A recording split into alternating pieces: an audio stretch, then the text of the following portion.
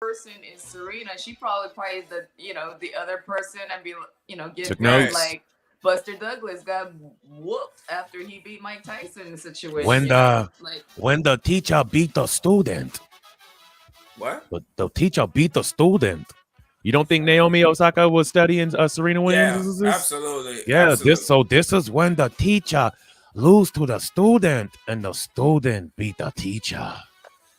Say that again with your mouth open. Oh,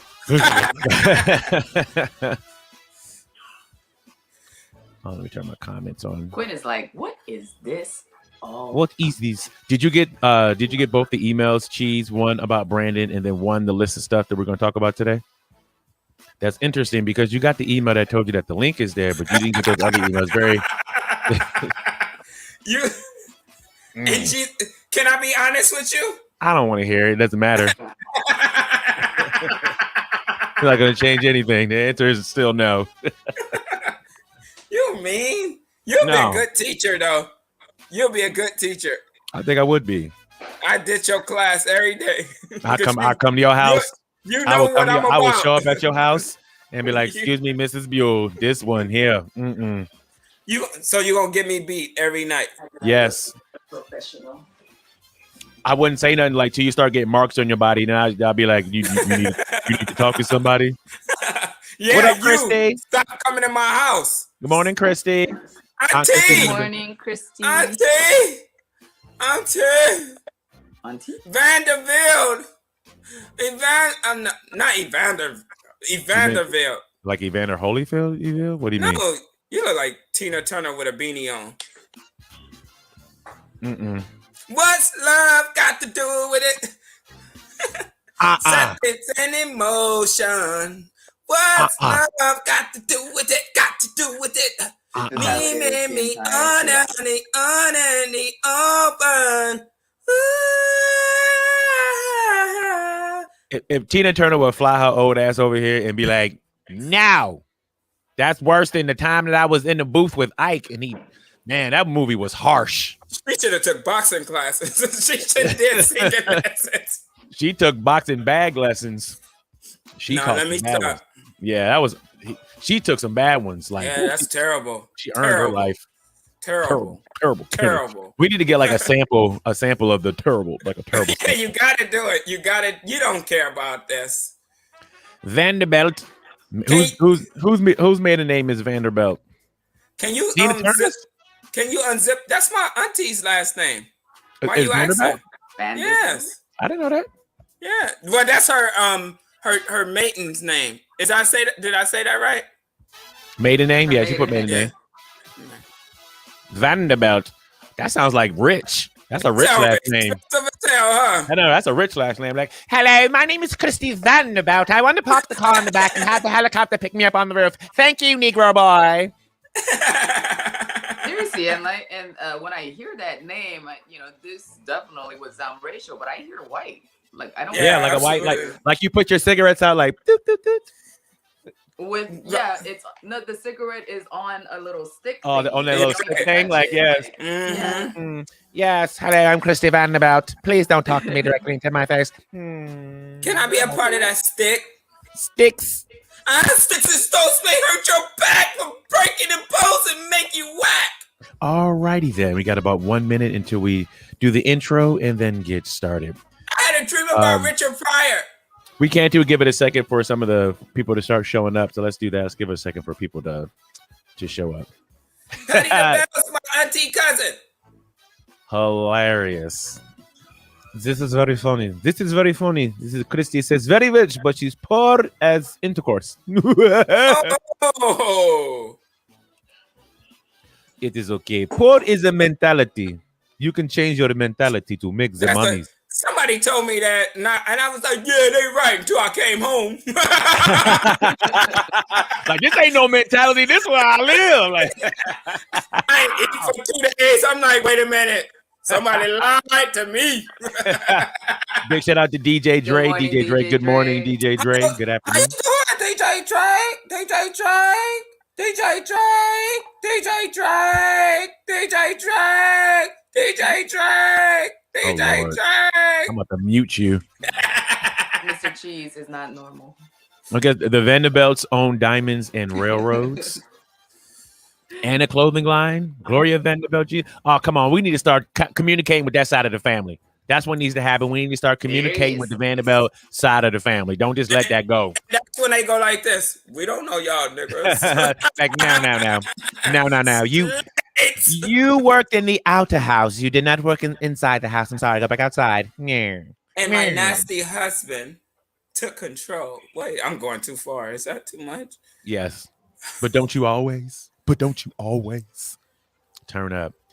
Let's give it a few more minutes. Get some more people let me be important. No one to tell them what to do. Let me not. Ninja Turtles.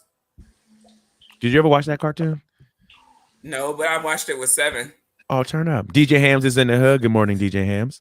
Well, I can't call his name because I'm Muslim. I don't understand the reference. Good morning, Chris. Hams. Get it? Oh, I thought he was talking about 7. I thought he said talking about 7. He's so slow. I am. Come here. Let me hug your ears. Hug my ears because there's nothing in between them. The first time I actually got you before him because he usually gets all of those. I'm the one who's very slow. You always do it, right? Because I see the comments. Do you guys really don't see the comments on your thing? No, I am seeing it now. Only when I do that, or can you see it when it's on the side? Like it doesn't go on the side. I see it on the top. Main screen has to be covered. Yeah, it goes on top. I wish it was on the side. Oh, the bottom, because you say yes. Oh yeah. No, so that's when I put it up there, but I just wanted to see if you guys can see the comments without me putting it on there. I like when you get important. We have to have it over our regular screen. Oh, okay. Yeah, DJ Hams. Yeah, he really doesn't read it. Let's wait till, let's say 9:05. We're going to start at 9:05. 9:05, we'll get the show started. I want to be the controller. I want to be the master of manipulating people. Yawn. I'm better than you. Oh, it's so annoying. Camille! I can't wait to get my own show.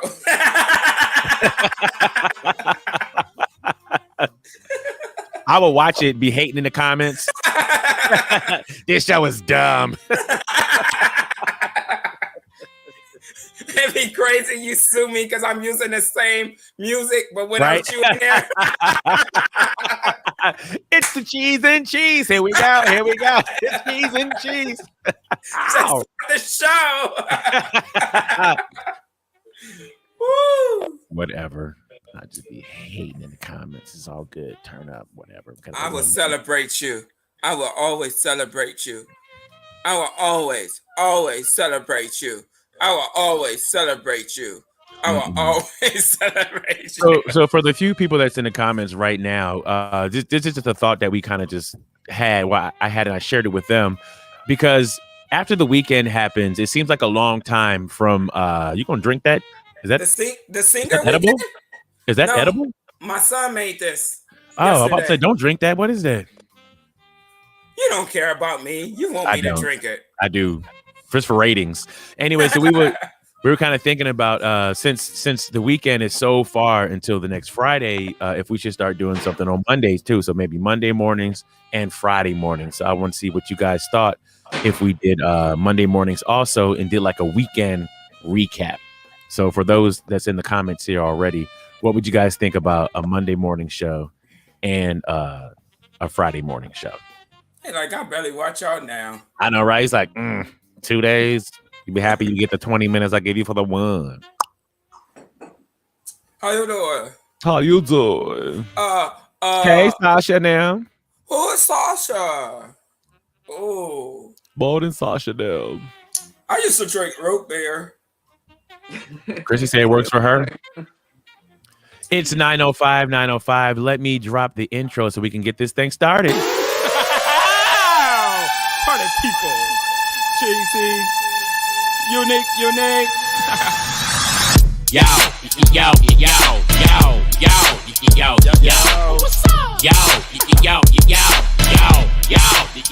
Yo, it's Unique and Cheese. Here we go. It's Unique and Cheese. Let's start the show. It's Unique and Cheese. Here we go. It's Unique and Cheese. Let's start the show. That was cool, right? morning and greetings, everyone. It's the Unique and Cheese Show with our homegirl KK sitting in. KK. How's everybody doing this morning? Hope everybody's doing good. We said good morning. We know Sasha's in the building. We know Hams is in the building. Dre's in the building. Aunt Christy Vanderbilt is in the building.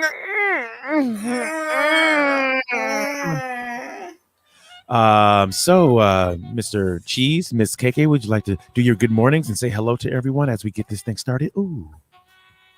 Good morning. That's good morning, everybody. What do you want me to say? Y'all want me to come over and eat for breakfast? Yeah, I want you to say good morning, everybody. My name is Cheese. I'm so glad you're joining us today. I like rap music and I love to eat sushi. Not. You sound like a slave. You sound like a slave. Anyway, good morning. So since you guys don't, I'm so glad you have joined us today. Hey, let's enjoy some cereal and some Unique and Cheese Show. Boom. There we go. That's what I'm talking about. I don't know what Black Panther forever. Good morning, DJ Dre. Anyway, so let's get it started. Let's just go and get it out the way because it already broke my heart yesterday. Rest in peace to Prince Marky D of the Fat Boys at just 52 years old. He has spent the time that he's going to spend on this earth, and he has transitioned, and he has moved on. D teamed up with fellow Brooklyn natives Darren Robinson and Damon Wembley to form the Fat Boys in the early 1980s, and the group went on to release 7 studio albums. While all their albums earned a placement on the Billboard 200 chart, 1987's Cruisin', which featured the hit single Wipeout, gave them an all-time high, peaking at number 8 on September 12, 1987. The project also snagged the number 4 spot on the top R&B hip-hop albums chart on September 5th, 1987. They made movies. He was a producer and a writer for many other artists outside of himself. He had a great career after the Fat Boys. Amazing guy. Actually, his last album that he had was actually pretty dope. It was actually really dope. DJ Dre said he knew Marky D as a child. If you can just in a few brief words, Dre, share a little bit about Prince Marky D as a child, that will be amazing. We do family night on Fridays, so I figure because of the climate, this will be the perfect time to watch this movie for family night. Classic. If the Three Stooges made you laugh yourself sick, the Fat Boys could put you in the hospital. In Disorderlies, this greedy nephew is having unhealthy thoughts about his rich uncle. When he dies, I'm going to inherit everything. What? What I need are the worst orderlies in the history of nursing care. This can't possibly be the new order test. Is the world's noblest profession going to the dogs? But the Fat Boys aren't the heavy. Their job is to breathe new life into an old Palm Beach millionaire. Stop the mouth! And they're going to save him the best way they know how. Put me down! By accident. You guys kill me. Another night like this and I'll die. So relax, get some rest, eat properly, drink plenty of fluids, and try to survive the Fat Boys. If the Three Stooges crack you up, the Fat Boys will fracture you. In Disorderly, they're 3 of the biggest heroes you'll ever meet. Turn all the way up. And that's one of those movies. I have a long list of movies that we watch a million times. That's another one of those movies that we watch One a of my million favorites. times. As Love a kid. Disorderlies. Mm-hmm. Now, keep it real. Wow, it's a you terrible watched movie. the movie? It's a Oh, it's hard. It's horrible. It's a horrible movie. It's terrible, Low budget. but it's wonderful. It's like wonderfully terrible. You know what I'm saying? Like as many movies are. And we used to watch that one all the time. Let's see what Dre is sharing. Dre said, this is how Dre talks. I don't know. We used to play together. He lived across the street from my cousin. We all lived in Brooklyn, East New York. Music was the furthest thing from our minds at the time. We only wanted food. He was always active and funny, and he was still chubby even back then. Thank you so much, Dre, for sharing that memory with the one and only Prince Marky D. Turn up. So yeah, tonight's family movie is gonna be Disorderlies. I'm giving you a heads up now, KK. Even though I always ask y'all what y'all want to see, y'all never say anything. So tonight we are watching The Orderlies. Turn all the way up. All right, Sasha. We'll see you later, Sasha. Shakalaka's in the building. What's up, Shakalaka? Good morning, Cheese. Shakalaka. Do you have any memories of the Fat Boys or anything? Like, were you a fan of the Fat Boys? Was it just like, oh, that's just a Fat Day commercial, I'm not gonna be into that? Or I was a kid. I was really young at that point, so I loved the Fat Boys. And Word. My favorite one was the one, I think the first one who passed away. I forgot his name. The big dude, yeah. Yeah, he was so dope and funny to me. Right? Word. And they were really ill though on the mic too. If you don't get it twisted. And then rest in peace, Marky D. He had a release album, like I think it was like 5-10 years later, and that album was like really good. And I think it went gold. That's one of the singles. It was pretty good. And I think one of the other Fat Boys, he lost all his weight. He a buff boy now.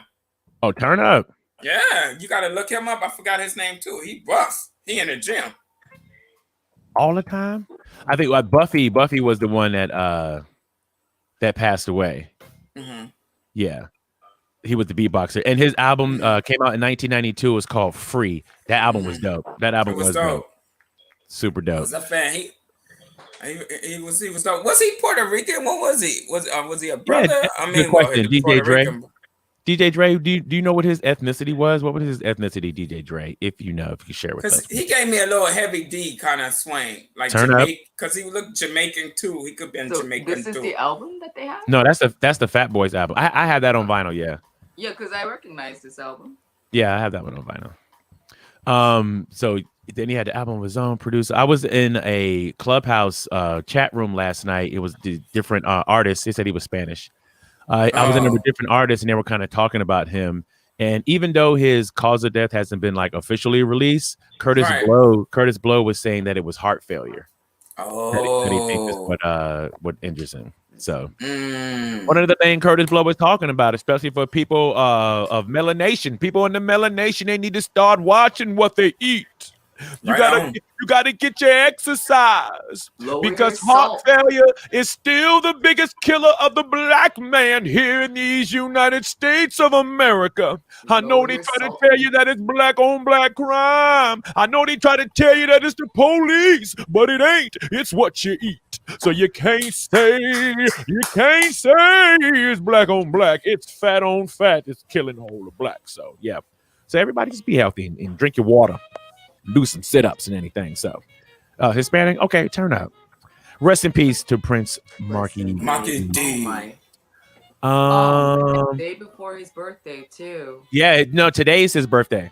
No he way. died. Yeah, today's his birthday. Wow. Yeah, today's his birthday. So they were saying in the chat room last night that means that it's like a full circle of life if you die on or near your birthday. That is, you completed your mission on the earth.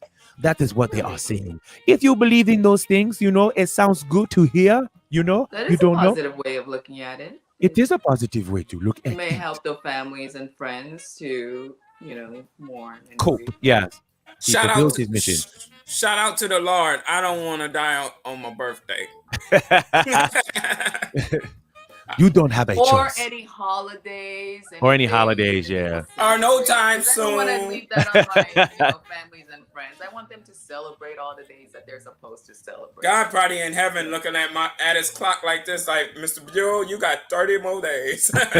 You better get it together. Get your affairs in order. Wow. Well, speaking of passing away, we also lost another legend. A legend that I didn't know too much about. I had to do a little bit of research on after I found out that he passed away. But Uroy Beckford, who transformed the Jamaican art of toasting or DJing from a sound system phenomenon into a hit-making art form that deeply influenced generations of dancehall artists, as well as the formation of early hip-hop. Respectfully referred to as the teacher, the originator, or simply Daddy, U-Roy wasn't the best known name in Jamaican music among an international audience, yet exerted an incalculable influence on the development of reggae and dancehall and its offshoots, most notably hip hop. So that was kind of turned up. So back in the day in Jamaica, when they would have the sound system and they would do parties and stuff, like there wasn't like a mixer and two turntables. You basically just had the one record player. So what they would do in between playing side A and flipping it over to side B, they'd have to talk in between.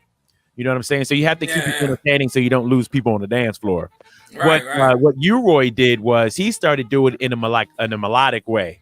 You know what I'm saying? So it kind of what he was doing was sometimes better than the record. And then within that, you know what I'm saying, he became the best at doing that, at being the best toaster. So, you know, he gave birth to people like, you know, Shabba Ranks and all these other reggae artists. So, you know what I'm saying, big up, and rest in peace to the one and only U-Roy. Wanna thank you for everything that you gave the people. Thank you, brother. Thank you, brother, man, for what you gave to the people. You want done what I can pang, kiga pang pang. I don't even know what that means. It probably doesn't mean anything. But rest in peace to the legend. Another legendary person died too, whether you were a fan of his or not. But Larry Flint, I didn't even know Larry Flint passed away just recently. Yeah, he did, man. Yeah, didn't even know about that. But his you know, movie's not even a thing. Say again. Nothing. What does he do? I thought he was dead a long time ago. I wasn't even really surprised when I learned of this. So, well, rest in peace for him also. But yeah, that'd be messy. I thought he was gone long time ago. He did a lot for the First Amendment movement. Yeah, you know he did. Even if you're not into looking at pornography and you have your different thoughts about it, you know what I'm saying? What he still did, not necessarily with the porn, but with the ability to let people know that you do have the freedom to express yourself the way you want to. Right. That is important because then you can use it for other areas of life as well. So rest in peace to Larry Flint. You know what I'm saying? He did a lot of controversial things. The man knew how to woo-wee. And I big up to Woody Harrelson too, because that was a great movie that he did. That would suck though when you die and you go to heaven and you still in a wheelchair. You be like, that come on, come on, God. What's the joke? What's the joke, cuz? Come on, God. Just get on in here. You roll up to heaven like to the pearly gates. That's messed up. I can't feel my legs, Lord. You couldn't feel them in the earth neither. Come on, God. Why? Anyway, Lord. No, I'm just playing. Rest in peace to the one and only Larry Flint. Boom. Let's talk. Before you go on. All right. After 3 bad news in a row, I want to give a good news, or get a good news. Good or not, but he's not dead. He is hospitalized though. Who's in the hospital? Prince Philip, Duke of Edinburgh, at the age of 99. He was hospitalized 3 days ago. They're just, taking precautionary measures, but, it's not due to COVID. They had their first vaccination in January, both the Queen and Prince Philip. But I just, wanted to lighten it up a bit after 3 deaths back to back. Come on. He's 99. I love a living legend. I love your good news. You're like, look, let me share some good news, okay? Because everybody's dying, all right? Okay. He's just in the hospital. Okay. Yeah, started the show with 3 deaths. Yeah, let me give you some good news. My friend got shot, but he made it. But he made it though. He made it though. So, they're just, he was not feeling so well. He might be having some heart issues, but they're saying he's in his 3rd day. They just want to keep him in the hospital just to make sure that, check everything out. And, he is. The man is 99 years old. You know what I'm saying? So. I mean, longest running. He probably in the hospital like, don't save me no more. I'm ready to go. I've been here long enough now. I've been related to the Vanderbilts. He's 95 years of age. 95, 96. He only retired in 2017. Oh my goodness. Ew. Dude, you gotta commend these people that do everything that they can until he had to retire, I think, in 2017 because he maybe their job isn't really that hard. Accident where Yikes. he came out okay, but just say hope he's doing well, and yes, Cheerio is alive. The Duke of Edinburgh. What is it? Edinburgh. Cheers. What is? Cheers. Yes. Cheers to the Duke of Edinburgh. Oh, what is it? Duke of Edinburgh, Prince Philip. Yes. The Duke of Edinburgh. I think him and the Queen be looking at each other like, you die first. No, you die first. No, you die. No, well, you die first. Dude, they both old as hell. She's only 94. She's only 94. She's only 94. Like, you know what I'm saying?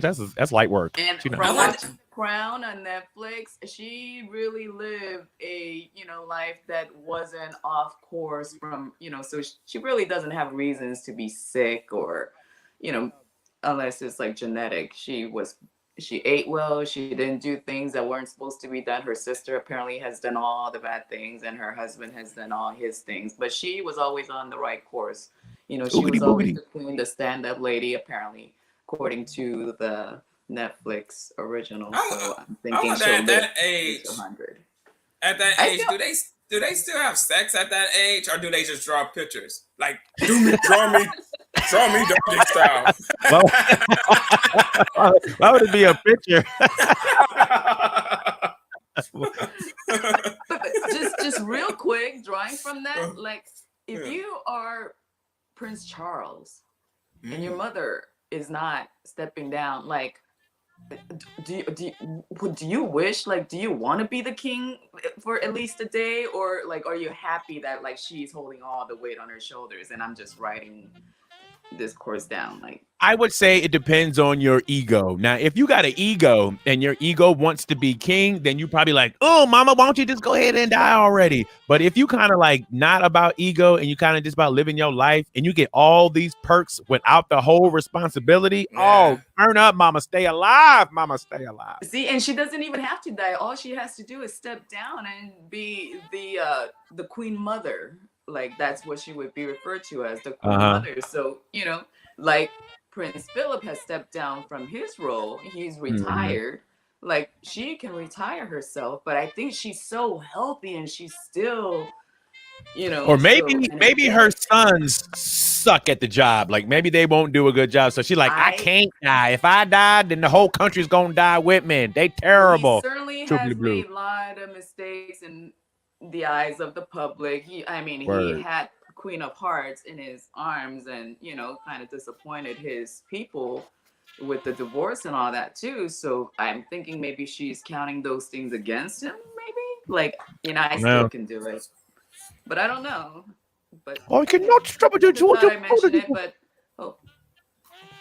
well, good morning. Erica's in the hood. What up, Erica? Good morning. Welcome. Didn't we already say good morning to Erica? No, we did not say good morning to Erica. Yeah, we did. No, Erica said good morning yesterday. Whatever. Anyway, so last week's movie night, we watched Judas and the Black Messiah. For those that haven't seen it yet, let's watch the trailer. Deputy Chairman Fred Hampton of the Illinois Black Panther Party. Repeat after me. I am a revolutionary. Revolutionary. I am a revolutionary. Revolutionary. Revolutionary. Revolutionary.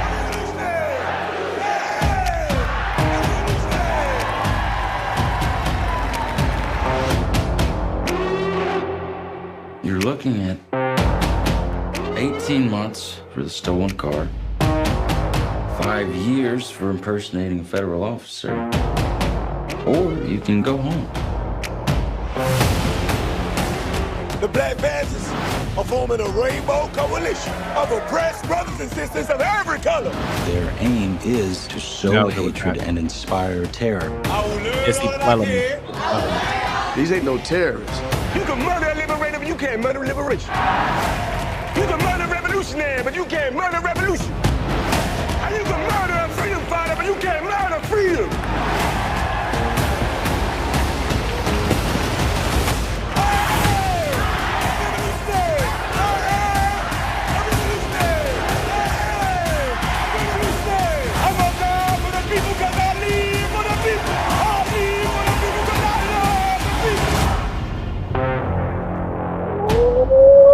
Sacagawea.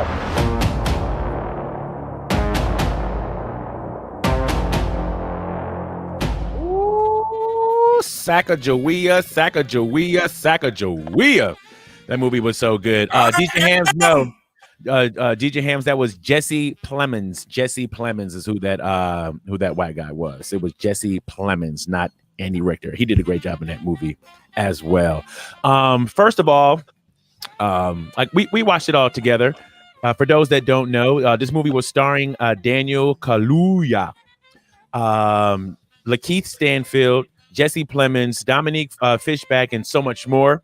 It's about an FBI informant, William O'Neill. He infiltrates the Illinois Black Panther Party and is tasked with keeping tabs on its charismatic leader, Chairman Fred Hampton. A career thief, O'Neill revels in the danger of manipulating both his comrades and his handler, Special Agent Roy Mitchell. Hampton's political prowess grows as he's falling in love with fellow revolutionary Deborah Johnson. Meanwhile, a battle wages for O'Neill's soul. Will he align with the forces of good or subdue Hampton and the Panthers by any means, as FBI Director J. Edgar Hoover commands? Oh my gosh, this movie was so good. Miss KK, would you like to chime in before I go in on it? No, I don't think I really can because I didn't really watch the movie. Oh! Oh! This movie could possibly be an Oscar award-winning movie. I would see like Best Picture, Best Director for Daniel Kaluuya. It is something that I did not understand. You're right, Auntie. It's not. You're I right. did not understand. Therefore, I was not able to stay with the movie for myself to relate to. Like I don't know that history and even as I'm hearing and watching, I didn't understand it. What didn't you understand? I didn't understand the movie. I didn't understand what they were going. I didn't understand the character. Was he being used? Was he actually? Okay, let me break it down for you then. Let me break it down. You know, I got you. Don't y'all live in the same house? Yeah, well, she was sitting on the couch watching it on her phone and then fell asleep. So here we go. Let me break it down for you what the movie was. Okay. The movie started out, first of all, let me give a big shout out to Lakeith Stanfield. He's an amazing actor. Anytime you are in a movie and you make me hate the character that you are playing, you are a great actor. So here was Lakeith Stanfield's character, the Bill guy. Bill guy was a regular a thief. He was basically a thief in a nutshell. He was a thief. Okay. So he was a car thief. Not even just car. He was stealing everything. He wasn't about nothing. He wasn't about nothing. That's the O'Neill character. That's the O'Neill character. That's Bill. Right. He was the thief. Okay. So he got caught in his thievery. And his thievery, he was caught and he was apprehended by the police officers. So the police officers gave them the option to either go to jail or you can help the FBI take down the Black Panthers, because the FBI, Edgar Hoover with his punk ass, was afraid of the Black Panthers because they thought they were a terrorist group, but they were not. They were just trying to help out. But anytime that anything's growing like a political party or anything like that, the government gets worried and gets afraid. So Bill goes undercover to work within the Black Panther Party to get information on Fred Hampton. You following me? You following me so far? Don't spoil it for anybody. Huh? Don't spoil it for anybody that wants to watch it, though. Yeah, I'm not trying to spoil. I mean, I never watched it, but we all know the story. We know the story of Fred though. Hampton. Like it's not a spoiler alert. It's been the same story since forever. See, that's why I'm confused about this movie, is because it really, like, it's one being used without knowing, being lied to. I'm thinking I'm doing good, but I'm actually being used by. No. He knew exactly what he was doing. Bill was an asshole. He was an asshole. He knew exactly what he was doing. I remember asking you during the movie, like, is he a good person? Is he a bad person? Is he doing this because he was told to do this? Is he questioning himself at this point? Like, what is going on in his mind, like, at this point? Because at some point in time, I'm like, what am I watching? Like, where is my understanding at? And once I'm lost, I am like, okay, I'm You're like, out of it. Yeah, like okay. it's a crime He because was I'm he no longer he in he sync. was being selfish the entire time. It was save his own ass and not help out everybody else. That's what was happening. It was only for his own selfish reasons to not have to go to jail was he doing the job for the FBI. A couple of times he tried. I mean, even at the beginning, he was like, "Hey, man, how much money can I make?" You know what I'm saying? He was, give me a car. Like he was pimping the whole situation. And then it got to a point where he maybe started to grow more into to the Panthers, and maybe he had a little more Right, concern, like I can't do this, but right. that was like way close to the end. And then even the things that he felt trivial about, he still did it anyway. So he was an asshole. Yeah. Yeah, that dude was awful. And the best thing that I got out of that whole entire thing, and you had to wait to the end of the movie to get it, is what I found out what happened to Bill after a documentary that he did an interview for came out. And I was like, I'm glad that happened. So I won't give that spoiler part away, but I will say that dude was an asshole, and I'm glad. I'm just woo Lord. Ain't a majority of our people who demise our leaders. We do it ourselves. The white man don't even have to do it. We kill Yep. our own people every Sure do. time. Every time. Like they just sit there like this. Yep. All for selfish reasons. You know what I'm saying? When we gonna wake up? Wake up. If we didn't wake up at the end of what was that movie? School Days, when Spike Lee was like, absolutely. wake up. Come on, we gotta wake up. Lawrence Fishburne, turn up. Absolutely. Anyway, so yes.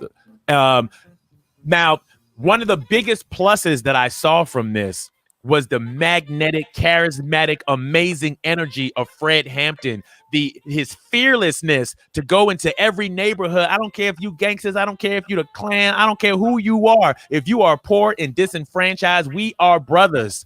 And he went to all those neighborhoods and brought all those people together and made that wonderful rainbow coalition. Man, I don't understand why that mission alone is not in the history books. I know why it's not. I know why it's not. Of course. But what I'm saying is, for what he was trying to accomplish, that was so beautiful, and it was working until they took him out. You remember when what's her name Beyonce played a tribute to the Black Panthers. How the Super white Bowl. folks they get so afraid, and they say, "Oh, these were terrible people." But why? If they was terrible, why were they terrible? They were fighting against a force that was made against them. So like, don't sit there and say that they were bad people. They were not bad people. You know what I mean? They say that because that's what they were told. Like, even in the movie, you can see Edgar Hoover in front of a whole, auditorium of agents saying the Black Panther Party is about as dangerous as the Ku Klux Klan. And they kept saying it like the Klan. Right. They kept saying it like the Klan. You know what I'm saying? So that brainwashing keeps happening and happening and happening. Like Trump era. So then people just believe like, oh man, they're just like the Klan. They're rebels. They see these militant Black people with guns, and like, oh, that's scary. When it's really just people, citizens of this country, practicing the Second Amendment right, like everybody else has to do. So, you know what I mean? So, hey, it is what it is. When we do it, it's rebellion. So it is what it is. But I will say that if you can, ladies and gentlemen, watch that movie. I'm telling you. Just for, even if you're just watching it for entertainment value, and that's all you want to take from it. This was a great story. It was a great movie. It was the acting was really great. The direction was great. The soundtrack is great. Like, oh my gosh! So I'm just saying, it's the clothes great. Yes. The socks. The socks. The pickles. The arms. Shoes, the elbows. I definitely have to rewatch it because when we watched it, I knew nothing about it. I thought I was watching a movie. I didn't know I was watching based on a true story, because I do enjoy those over just regular movies with, that kind of story behind it, I would say. Word. But I did not know. Had I known that this was something of the history, maybe I could have gotten a little more information to have, have gone into with it to understand. Because I'm just being introduced to this. I know nothing about Black Panther, what they stand for. Oh, wow.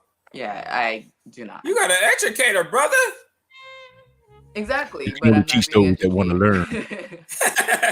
But maybe the movie will definitely help me out in Yeah, I yeah. would understanding more suggest, yeah, about go back and watch it again. It's really Yeah, good. because Even the I'm love like story wanting in this it is guy good to be too. good. I'm like, when is this guy going Oh to no, he's an change? Because I asshole. can see in his expression, like he's questioning something. He's something about him says, I don't like that, but he's still doing whatever he's doing. And I'm like, okay, what's going on? But definitely we'll have to go back. And I know my children enjoyed watching the movie, so hopefully they got the message. Word. Yeah, my 8-year-old son doing a paper on Huey Newton right now as we Oh, speak. turn up. Yeah, Turn all the way up. So That's it's beautiful. important to know your history and because it's all of our histories, believe it or not. It really is. Right? Because We're American. none of us would be here getting the lifestyles we get, and if these people didn't pave the way for us, and that's what we all have to remember. Talk about it. Talk about it. Cheetah Girl. Hey, Cheetah Girl. Cheetah Girl said there's a documentary about the Chicago 7 that coincides with this movie, and it's on YouTube. We'll be looking forward to watching that one. Yes, I will. Thank you, sister. Another movie that we watched, I thought was pretty good, was Malcolm and Marie on Netflix. At first, I didn't know if I liked it or not. But then I was like, I guess I do like it. I want to play the trailer, but there's like F-bombs all in the trailer. So if you guys don't mind hearing a couple F-bombs, you don't mind. So just put a thumbs up or whatever in the comments and stuff. Let me know, because then I'll run it. I just want to make sure that nobody gets like super duper offended. Like, oh, what they talking about? Running. But it was I don't know. So let me run the trailer. Wash your hands. Hold on. Trailers. This is playing right now on Netflix. Malcolm and Marie. Malcolm in the Middle? Yeah, Malcolm in the Middle. You are by far the most excruciating, difficult, stubbornly obnoxious woman I've ever met in my entire life. I fucking love you. Oh, he's so sensitive. He's romantic. I bet he's sweet, right? Well, I mean, yeah. When he's not being an emotional fucking terrorist. Oh. I love the way you see the world, Marie.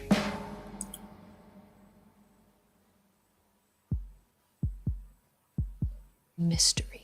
The unknown. It's what supports the tension of a relationship. You're angry. No. The what if factor. Marie. What if there's someone who loved them better? That's deep. Give me your sorrow. Tell me what hurts. I will carry you. You know what, Malcolm?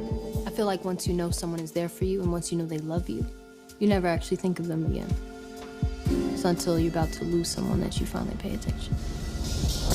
Well, what is it, Marie? What do you want? Really? You want to go there? Yes. Okay. I will carry you. Ain't that the truth? I will carry you. You want control because you can't imagine the reason I'm with you is because I love you. Everything that you've been through, everything. That's what made you you. The girl that I love, the girl that I fuck with. I will carry you. All I wanted tonight was thank you, Malcolm. That is it. You know that I'm thankful. You know that I made a mistake, so why turn it into something more? Because it's about how you see this relationship. Look at me. I'm the last person standing. I will carry you. Hold on to me for dear life. Ooh, Sacagawea and a bucket of chicken. Now playing Not how on her name Netflix. said. It's not That's Sacagawea and a bucket of chicken. That look like my life. I'm Did it? nervous. So we watched this together. KK, you want to chime in before I go in on this movie? You better not say you don't know what it was about. I love you, KK. I mean, like, from his point of view, he said, I love you. You're the most important thing in my life. I mean, like, you're the greatest. I mean, he pretty much professed his love to her, saying, like, you are it. But you forget to thank me at the most important point of your life. Yeah. Simply, all he had to say was simple, thank you, Marie. Well, for those that haven't seen the movie, can you kind of just quick synopsis? Just a quick synopsis. Yeah, this is about like 5-year relationship. They met at a downside of their life apparently, and they grew together. He's a film director. She is a model, and apparently, the movie that he has made is based on somewhat around her story and her life, her struggles. And when the movie finally came about, this is the first hit he's ever had after, I guess, many, many, many, many misses that he's had. And at the highest point in his life, when he is being celebrated and he's given a speech, he gives thanks to everything and the kitchen sink, but the most important person in his life. And I am with her. I am with, and then while trying to say sorry here, oh my God, I cannot believe people would say things like that to. That is, I mean, I gotta say, I was getting heated. I was going in, out. Like, I'm not in this, but I could totally understand. I don't know. I know I'm being all confused, so you're gonna, connect all that together. But yeah, emotionally, I think I was very invested in this movie, and then because simply it's like, it's so simple for the dude to just say, I'm sorry, but he has so many excuses behind it while attack after attack after attack, after hurting, after attacking, after hurting again and again. I'm like, dude, just say I'm sorry and just crawl into your corner until she is okay. But he just did not. Even Unique was like, just shut up. Just shut up. Yeah, this movie was an emotional roller coaster, and I'm glad that he put that clip in the on the trailer that said that this is not a love story, because I was thinking throughout the whole thing, do they even like each other? Like, they are going for the jugular. Everything that they are arguing about, I mean, they are really trying to hurt each other with what they're saying to one another. So it really looked like two hurt people that don't know how to express themselves in a non-hurtful type of way. This was, I would say, if anybody was ever going to be an actor or an actress and you needed a monologue for your audition, you can just take scenes from this movie, because basically they would take turns speaking for 15 minutes each. They would go back and forth, and then the other person would take over for 15 minutes and do a whole long monologue. And it was back and forth the whole time. I can't do it. It was back and forth the whole time. I need some love making. You would think so, and they would like almost start making love sometime. Be like, okay, finally they like each other, and then they would stop and be like, wait a minute, I just thought about something else. It's like, oh, here we go again. Oh, I was about to put the head in. Soon as I'm about to put the head in, now you want to say something else. It's like, oh man, it was. Your head in your shirt.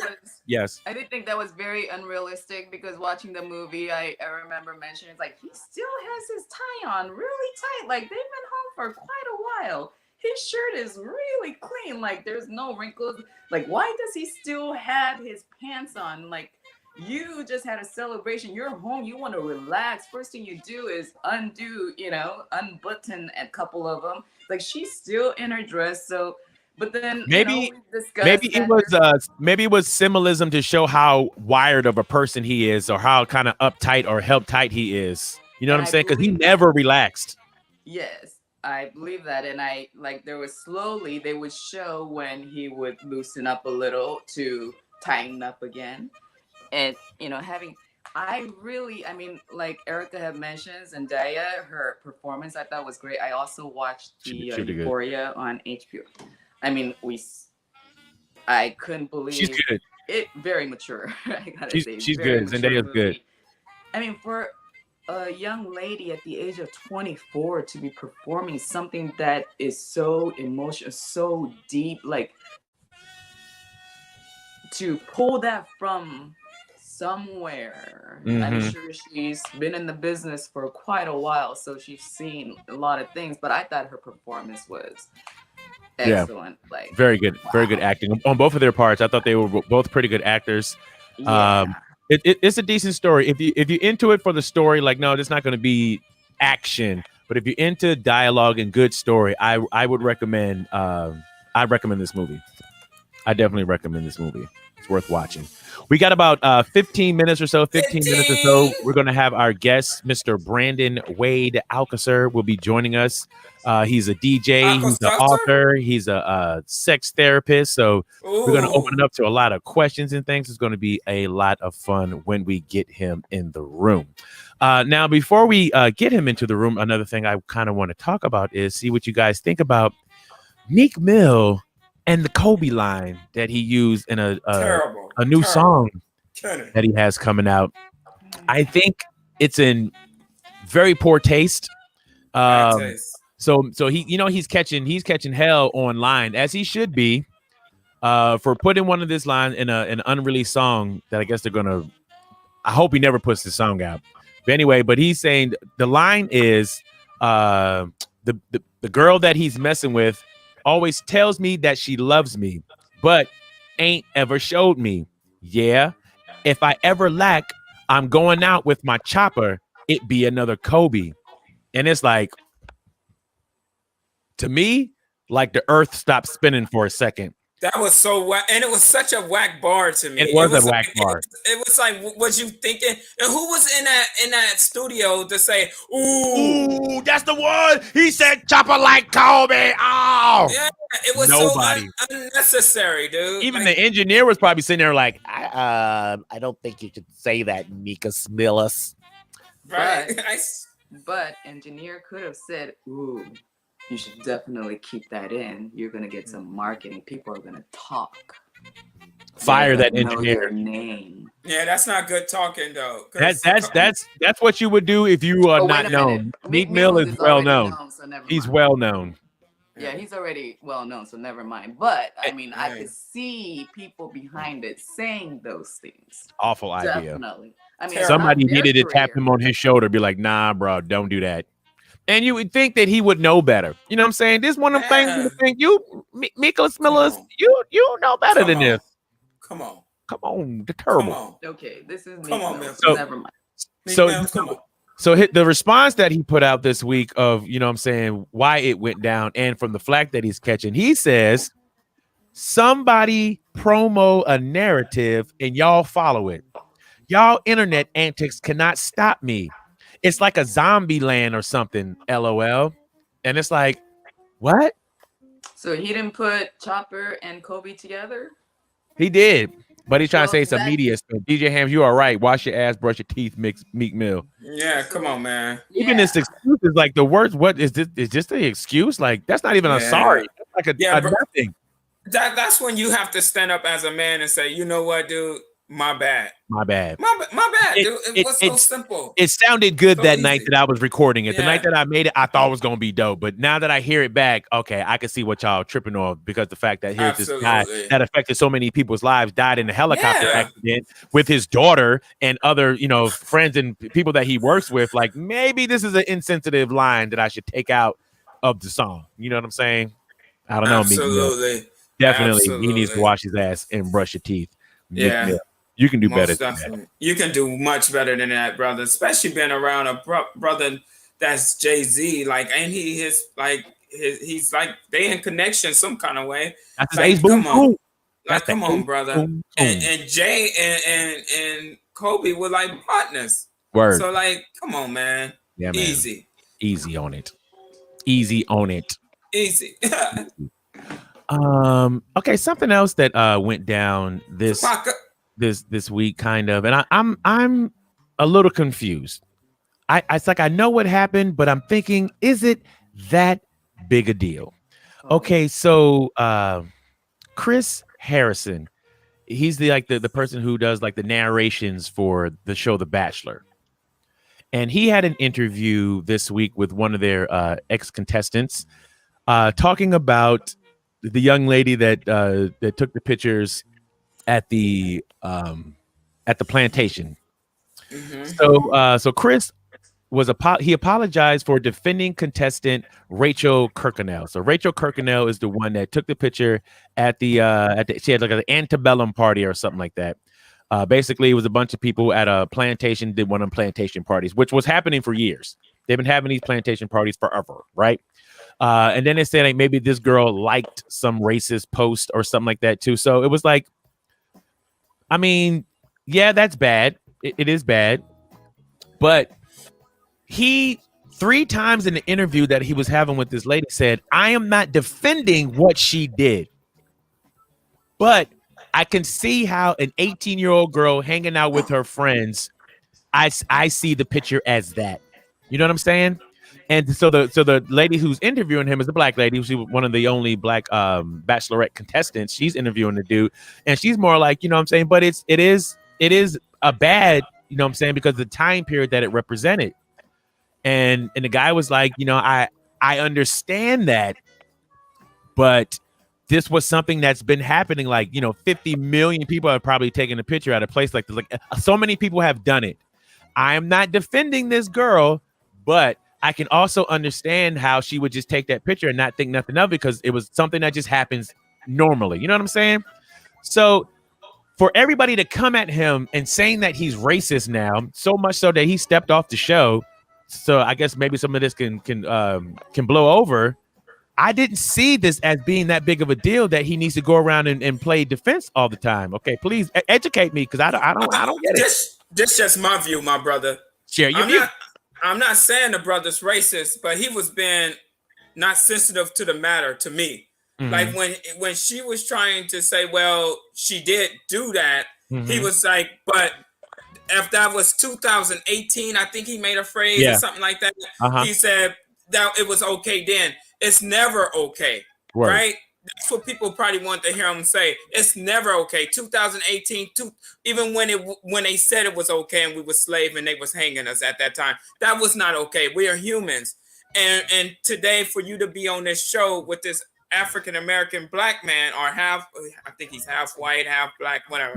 But like you're being like, and for him to say that, like, well, I understand, I get it, but I don't get it. Like, no, bro, like she was wrong, and you wrong for protecting her. You He's not. Because she was 18. He said it 3 times that he's not protecting her. He said, "I'm not defending what she did." So why?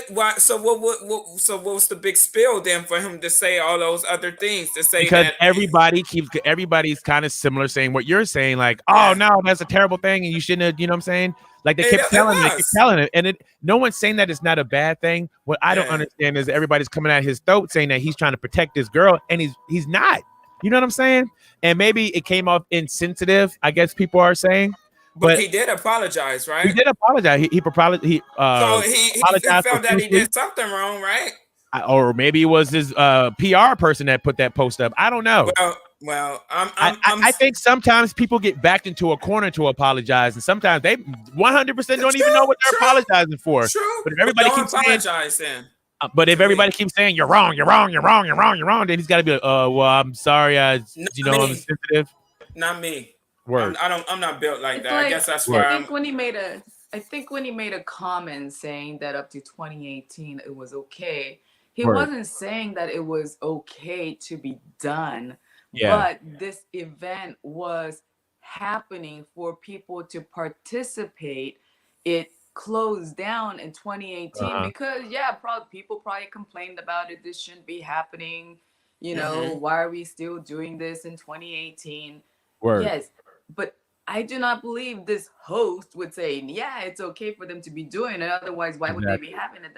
He's saying it was happening. She happened to be there with her friends. Like at the time, it was found for them, for the situation, for the time being. Like, you know, right now, people can have affairs, have extramarital infidelities, and people don't get in trouble. But back in the day, you used to go to jail. Yeah. you used to get punished by the law.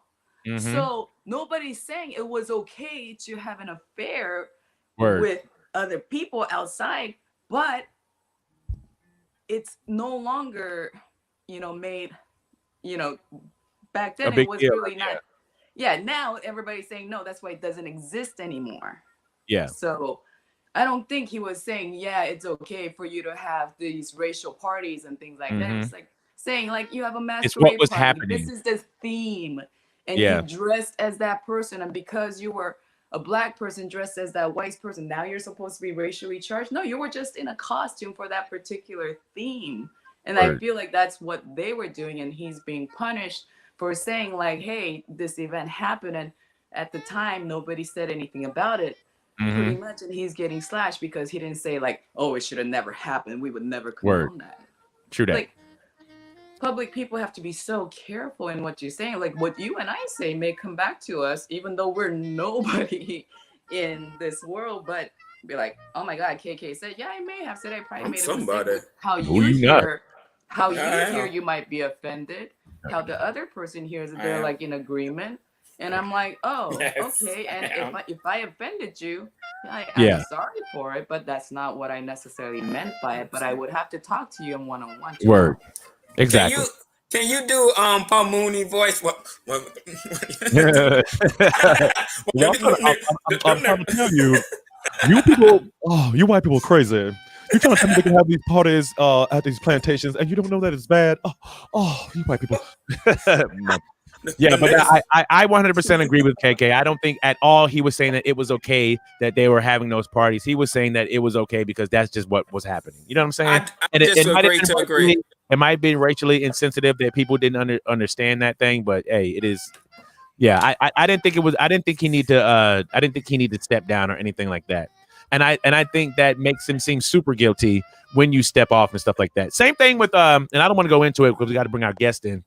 With Armie Hammer, when Armie Hammer, like they said that he's posting all this stuff to women, like he wants to eat them and all this kind of crazy stuff, he was like, I didn't even do it. And then instead of just saying I didn't do it and going on with his life, like whatever movie he was supposed to be in, he dropped out of that because he felt like it was going to be like controversial, bad stuff that happens. But if you didn't do anything, then don't run. If you didn't do anything, don't run. That's all I'm saying. So yeah, you can look up that Armie Hammer thing later, but our lady say he's fan of Armie Hammer. I'm disappointed that I haven't seen him in quite a long time. I thought look that up. That's why you haven't seen him, because he be sending text messages like I'm gonna eat you, and he ain't talking about oral. So yeah. Well, how is he gonna eat her? You got to ask him. Like He's crazy as hell. Killer. Ew. Like, yeah, they say he was getting into it, but I didn't do no research on that, so no. Blah, blah, blah. Okay. So I'm waiting for. I just got the message. There's Brandon. Ladies and gentlemen, we got a special guest in our building today. Let me read your bio real quick. Hold on. Let me set it up just right. Let me read your bio. Turn up. Mr. Brandon Wade Alcocer. Known as a dual threat innovator in the world of sexual and motivational psychology, Brandon Wade Alcocer is a top-selling author, college professor, and DJ whose focus involves promoting erotic intelligence and maximizing the power of arousal states for life optimization. During the past 12 years, he's influenced thousands of students and social media influencers with his entertaining and thought-provoking lectures, posts, and novels on improving happiness, health, social skills, sexual expression, and relationships. Aside from his academic and writing career, Brandon has served as a DJ for 25 years. Known for infusing neuroscientific concepts into the creation of workout mixes on SoundCloud, millions of fitness practitioners, fitness instructors, and gym owners throughout the world have used his productions. These music mixes follow a specific strategy designed to boost dopamine during workouts, thus increasing the likelihood of a fitness habit formation. Ladies and gentlemen, friend to the neighborhood who's did our show before we technologically sound is back again. Make some noise for Brandon Wade.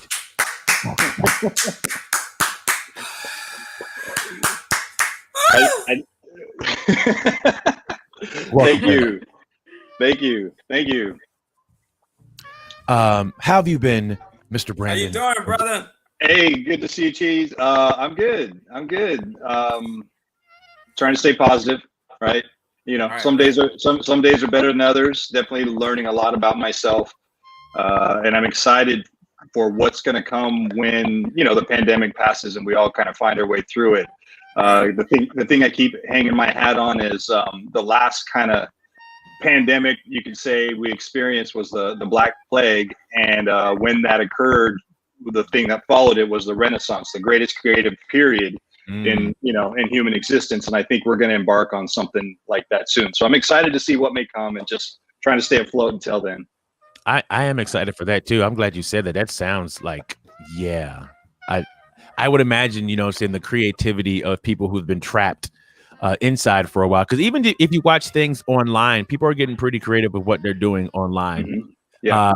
It's kind of a balance though, because there's a lot of dumb shit too. So it's like people are doing a lot of stuff and people do a lot of dumb stuff. So we call it trial and error. Trial and error. There we go. Some people put Gorilla Glue on their face and in their hair, and some people don't. That's right. Yeah. Look like a lot of these adults are bored. So you know what I'm saying? Yeah. Have you been working on anything lately that you would like to share with us before we start getting into questions and things for you? Well, I have my first book, the experience that I talked about the first time I was on with you guys. Brilliant book.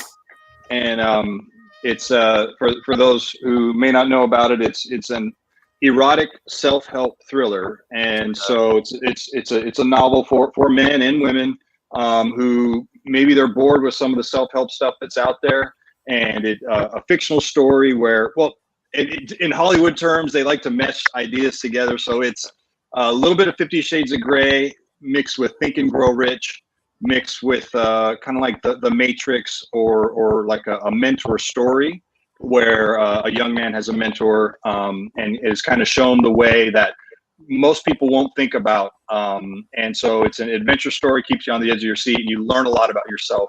And as you mentioned in the intro, the idea is using arousal states as a method to learn. And so I've been doing a deep dive in that. What I mean by that is if you're just reading a self-help book and you're not necessarily feeling a lot of arousal, it's only connecting to the front part of your brain, but it may not stick. If you're feeling emotion behind what you're reading, then it's more than likely to stick. So when I put it in a story, especially if the emotion is attached to sexual energy, it's definitely going to stick. And there's a lot of studies out there that are starting to recognize this. So to go back to your original question, what have I been doing? I've been doing a deep dive into, okay, what's the future for sexual expression in humans, and how's this going to look, 5 years from now, 10 years from now? And I don't know if you've talked about it on this show, but the sex robots are coming. Well, they're here, but they're going to be soon, not even recognizable, where you can't tell if that's a human or not.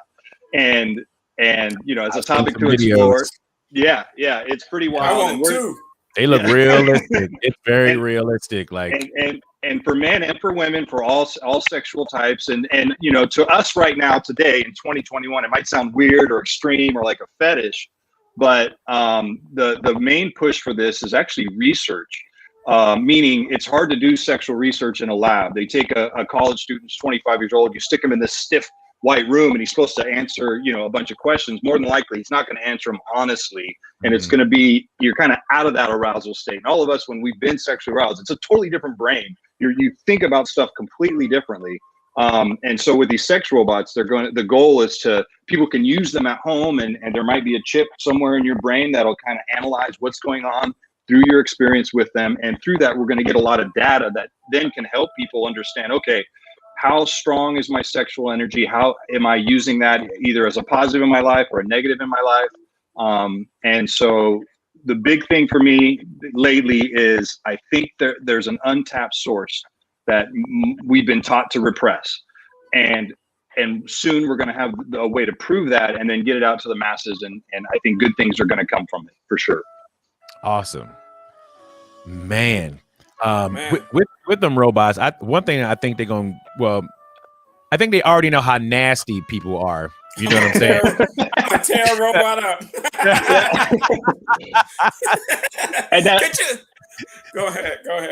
and that's fine, because then we'll figure out, okay, why is that? What's that there? What's being expressed? And then helping some people understand that in a good way. Like, okay, good, you have this energy, express it this way through a robot, whatever it is, and we're going to see parts of your brain develop that have been underdeveloped because of your point of view on the act. So there's a lot of stuff out there that it's funny in social media. I subscribe to a lot of sex toy site streams, or whatever you want to call it, hashtags and all that. There's a giant push for getting women to masturbate more, and a push to get men to masturbate less.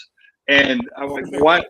Why is that? And obviously, it seems like maybe men are masturbating too much. But all the studies have found that the issue is not in the actual physical act of masturbation. It's the individual's point of view towards the activity. So when they talk about men with porn addiction, all that stuff, if they're doing it and they feel shame, then it triples down the shame and the depression that they feel. But if they go into it knowing it's a way to improve their life, then it actually does that.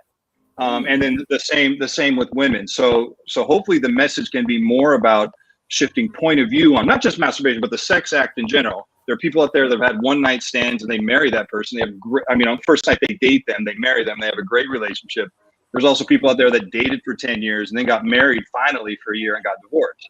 And so there's so much, going on with, okay, how am I wired? What are we doing with relation? I'm jumping all over the place, but I get really excited to talk about this stuff. Let's go back to the masturbation thing. It really is about, point of view, and hopefully the sex robot stuff can help with that. Two things. One, I hope with the sex robots, I hope they're self-cleaning sex robots, because they're gonna have to put a warning and make commercials and all kinds of stuff. Like, don't forget to clean your sex robot. You got to clean your sex robot. You cannot have yesterday's jizz in your sex robot. Wash it out.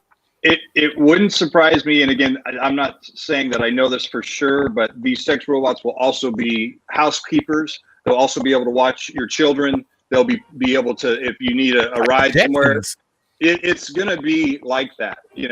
I had a thought the other day, like for those people who have children that are maybe under the age of 10, they may not get a driver's license the way we have a driver's license, because within 5 to 10 years, it'll all be self-driving cars. And just as with our generation, if you meet, any of you guys know how to drive a stick shift? KK does. I can learn. You can learn, okay? Well, no, that's from a movie, Boys in the Hood. I'm sorry. Yeah.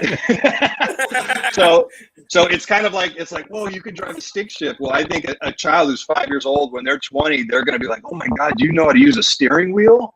Whoa. Right. Whoa, a steering wheel? No way. A car even has a steering wheel? What's that? I tell you what's crazy. What's crazy is somebody come pick you up from school. Like, who's picking you up from school today? Daddy, sex robot. And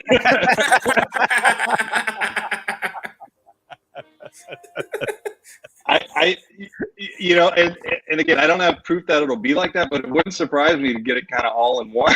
I'd rather get multiple robots. Like, no, that's the driving robot. That's you don't need to talk to the babies, sex robot. You sit in the closet until I turn you on. And the whole thing is there's definitely going to be a shift then in the traditional relationship that we might see today. And I'm not saying that this to scare people or anything. I'm just saying let's be aware that there's going to be a shift, and I don't know if it's for the better or for the worse, but it's coming. Now, I have a question for you. From the information that you shared with me via email, and you talked about kind of like the history of how the sexual energy was really pushed by the feminine before basically Western culture has taken over and basically transformed everybody's mind frame to what relationships or stuff are supposed to be. I was wondering if you can tap in a little bit and share about like kind of the history of when kind of the women were in control. Absolutely. Yeah. So the first thing I want to share is just a little disclaimer that not everybody has high sexual energy. If we were to do a scale of 0 to 10, somebody with a 10, it's just in them. They have a very potent sexual energy to where they might even work in the sex industry. Okay, and then maybe an 8 or 9 to where, you know, maybe they're wired to be in open relationships or whatever it is. And then there's people that are 4, 5, and 6, somewhere in the middle. And there's people that are 0 that are just asexual. So I want to make sure that whatever I'm about to say, sexual.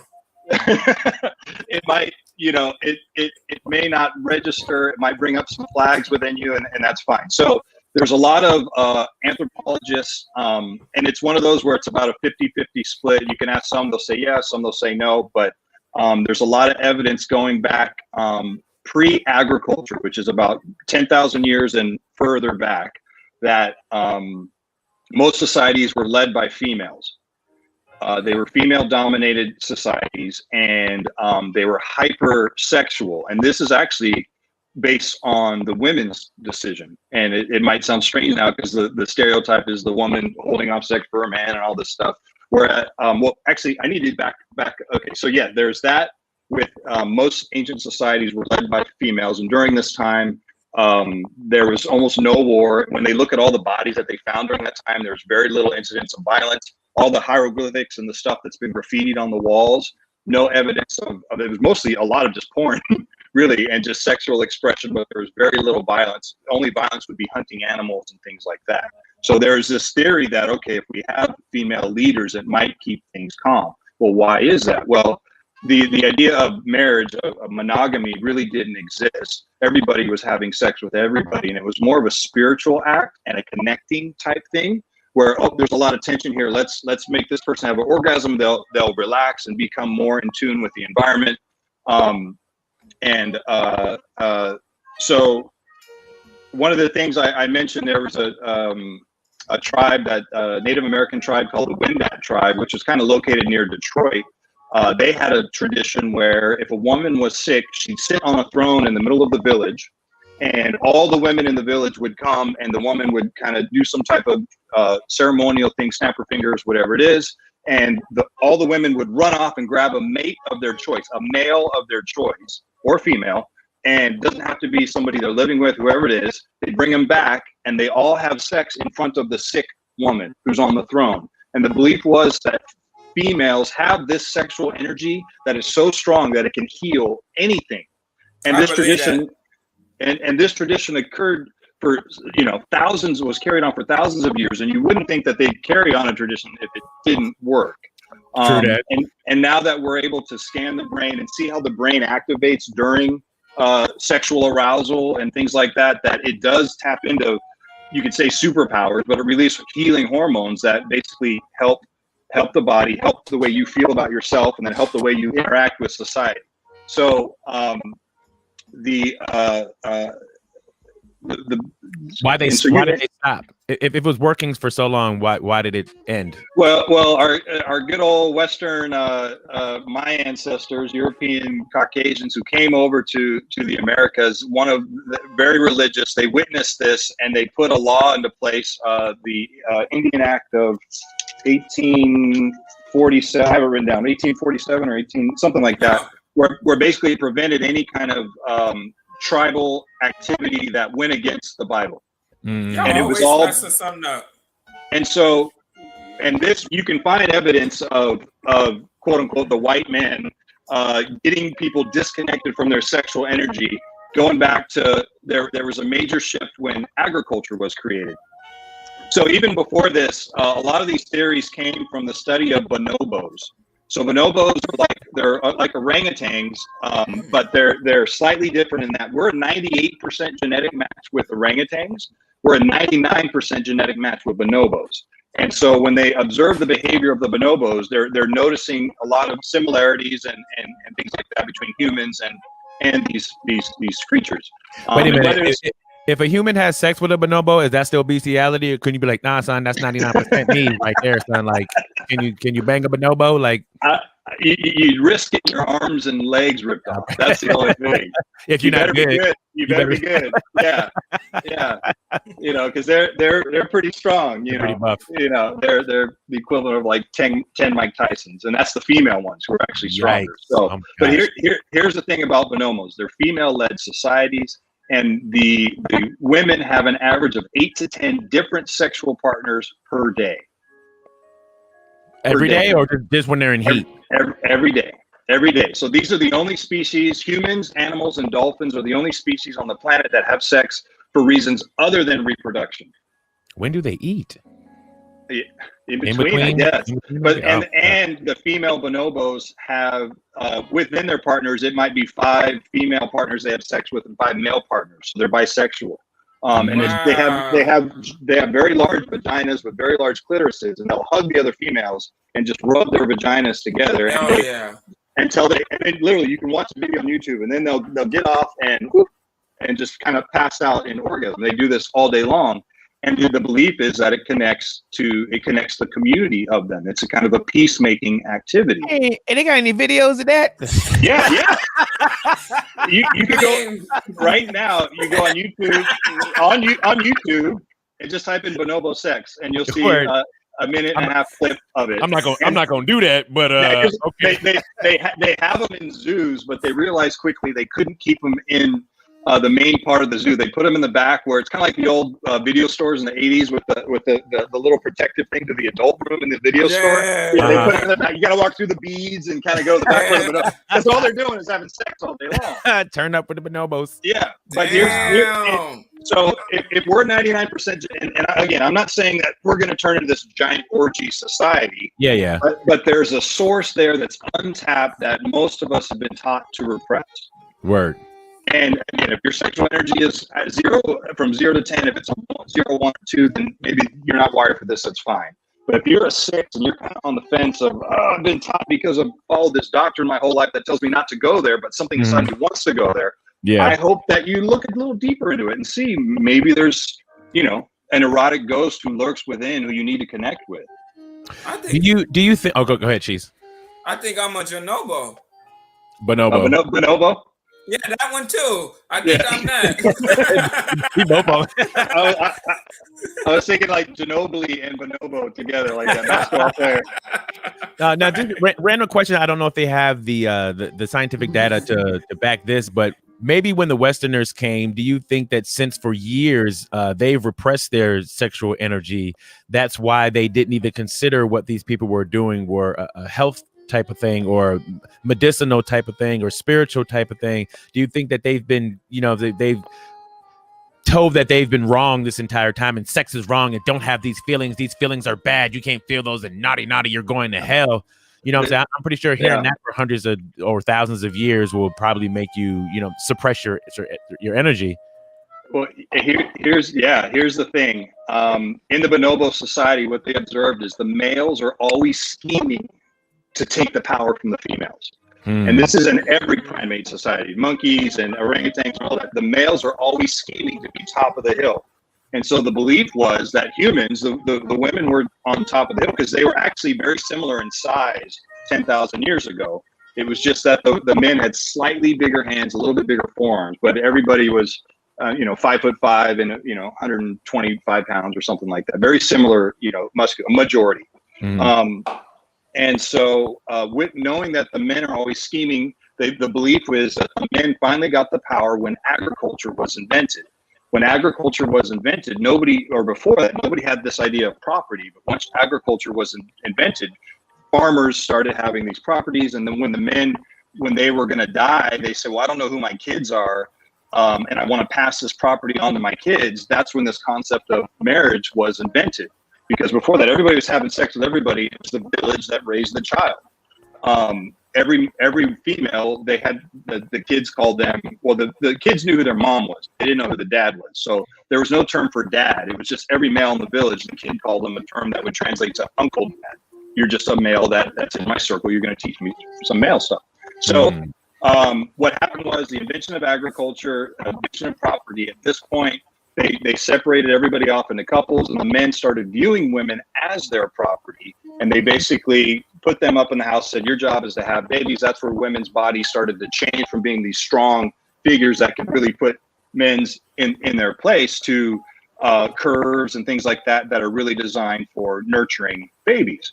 And then shortly after that came religion, and within the religions, to keep the men in power, they built in all these structures that basically shamed women for their sexual expression and prevented women from seeking sex outside of their marriage. And that was something I mentioned to you in the email as well, UnieQ, in that for many, many years, women have been shamed for adultery.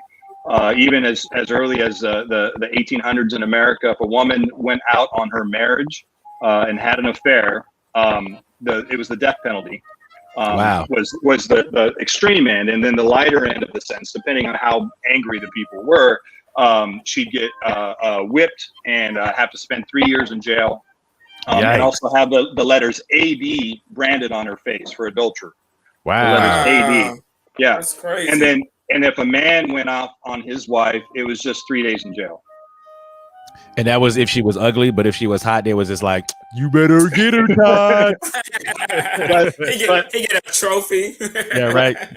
The whole thing with all this is again, I don't know that we'll go back to those, village type societies, but there's an untapped source that I think men and women need to look beyond what they've been taught, and really, see, okay, how am I wired? Am I in a relationship where I'm trying to control the behavior of my partner? Or am I willing to see, okay, how's my partner wild? What's their level of sexual expression? Are their needs being met? So I encourage everybody to kind of do a deep dive in the history of stuff. Don't just go with whatever your parents did or whatever, Something I like to bring up is, okay, if you're in a certain religion, I'm not anti-religious. I think they're great. But if you're unsure about it, think about, okay, how did your mom fall into this religion? Well, her mom taught her. Okay, so how did your grandma fall into this religion? Well, it was passed on to her. How did that grandma get in it? Do you think you know your great grandma, how they learned about it? More than likely, your great grandpa was murdered, and your great grandma was raped until she believed this religion. Ouch. Yes, KK. Okay, I just wanted to say, for those who are joining right now, you are listening to Brandon Wade Alcocer, a top-selling author, a college professor, and a DJ whose focus involves promoting erotic intelligence and maximizing the power of arousal state for life optimization. So I just wanted to let that for Filthy Spoon. He was like, what did I walk into? Yeah. So, and again, it's really interesting. So many, I'm sure I'll have a few questions. Yeah. Afterwards. I mean, there's a lot of systems in place to shame women for their sexual expression. I saw somebody just make a comment about Lori Harvey. Right. Yeah. Well, they're dragging her through the mud because she's dating all these guys. Right. And again, that's the man trying to keep their power over the women. And it's the stupidest thing. I'm going to say, men, if you want to have more sex, give the women the bonobos are female led. They're having sex 8 to 10 times a day.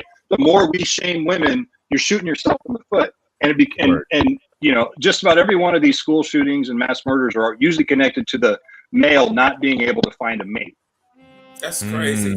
That's crazy. You said that on a few episodes. If they had female or girl, they probably wouldn't even be doing that. Heck no. Yeah, I remember that. For the guys that I think it was something about somebody had a van or something like there's literally like an organization of men who get together and basically they talk about how they can't get women. And I'm like, you guys are wasting all this energy complaining. You know what I'm saying? There's even whack chicks that y'all can go holler at. You know what I'm saying? Like, to me, I don't understand that. I don't get that, to be the, oh, woe is me, nobody loves me type of thing. But you're not even trying to go get love. Now, if you're like a 3 and you're trying to get an 8, you need to wash your ass and you know what I'm saying, and stay within your realm of the women that you can get with. And you know what I'm saying? Keep it real for yourself. Don't be trying to date out your range. But find somebody within your range and turn up. You know what I'm saying? I don't know. I don't get it. But especially now, it used to be, okay, kids aren't taught this, but you can go on YouTube and watch 1,000 videos that are really helpful on how to find a match and how to work on yourself and improve your body, improve your well-being. Like, there really is, no excuse now, other than maybe you were raised in a situation that wanted you to repress this energy and you're very, very confused. But we're going to see, I believe we're going to see a shift in that very soon as well, within the next 10 years. I think so, because I really feel like this shifting back to feminine energy being in control, which, you know what I'm saying, if it's going by the past of less wars and things like that, I say thank God. Thank God we're going back to the age of feminist energy and turn up. And it could be even, and that, not that we need to be female-led or male-led. How about let's just be a community and say, oh, that's how you're wired. Cool. Oh, that's how you're wired. Cool. And so by learning about the stuff that I'm sharing today, hopefully that's my goal, is to just have it balanced out. And if somebody then we can vote who's a great leader regardless of gender, and you know, create our lifestyle based on that, you know. Turn up. Now, okay, so I know we've been in a society that's everything is either right or wrong. It's right or wrong. But kind of throwing that out the window of the right and wrong thing, do you think that we've been using the sexual experience, I don't want to say a wrong way, but I'm going to say a limiting way? Have we been limiting the sexual experience? Absolutely. Because if it's a healing modality, then oh my gosh, I know that I don't think we've been having sex that, you know, we could be curing COVID, be going to people's houses like, you got COVID? Let's go to their house. And everybody has sex in COVID house. In their front yard. Yeah. Why not? Mobile orgies. Yeah. Mobile orgies. Turn up. No, but yeah. And in my first book and in the book that's coming out, so I cover what's called the erotic sensory experience. I'd like the word sex to be changed to an erotic sensory experience. Yes, I shared an erotic sensory experience with my partner last night. Oh, okay, great. Well, what does that mean? I'll give you an example. That sounds super deep. There was a woman I was dating, and she was taking a certification exam and was super nervous the night before. And my background is performance psychology, helping people overcome this. And we were dating. We had a sexual relationship. And when I walked in the room, she said, "I'm so stressed. I'm freaking out." I said, "Okay, lay down." And even with her clothes on, I knew her brain was kind of overacting in the stress response.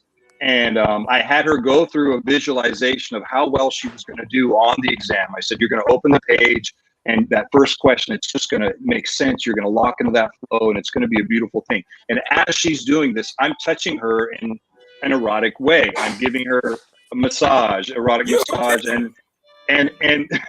and the idea is to override the stress mechanisms in her brain, and also then associate proper behavior with a reproduction opportunity. So when somebody is sexually aroused, the brain memorizes whatever's going on, and it says, "Okay, this is going to lead me to reproduction. I want to make sure that I know what's going on so I can recreate this over and over and over again."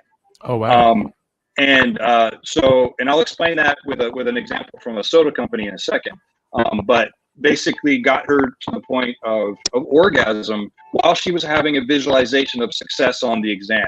And after that, her stress became minimal. Anxiety went away. She aced the exam the next day, to where as she was sitting down, her body was responding with tingles from the night before.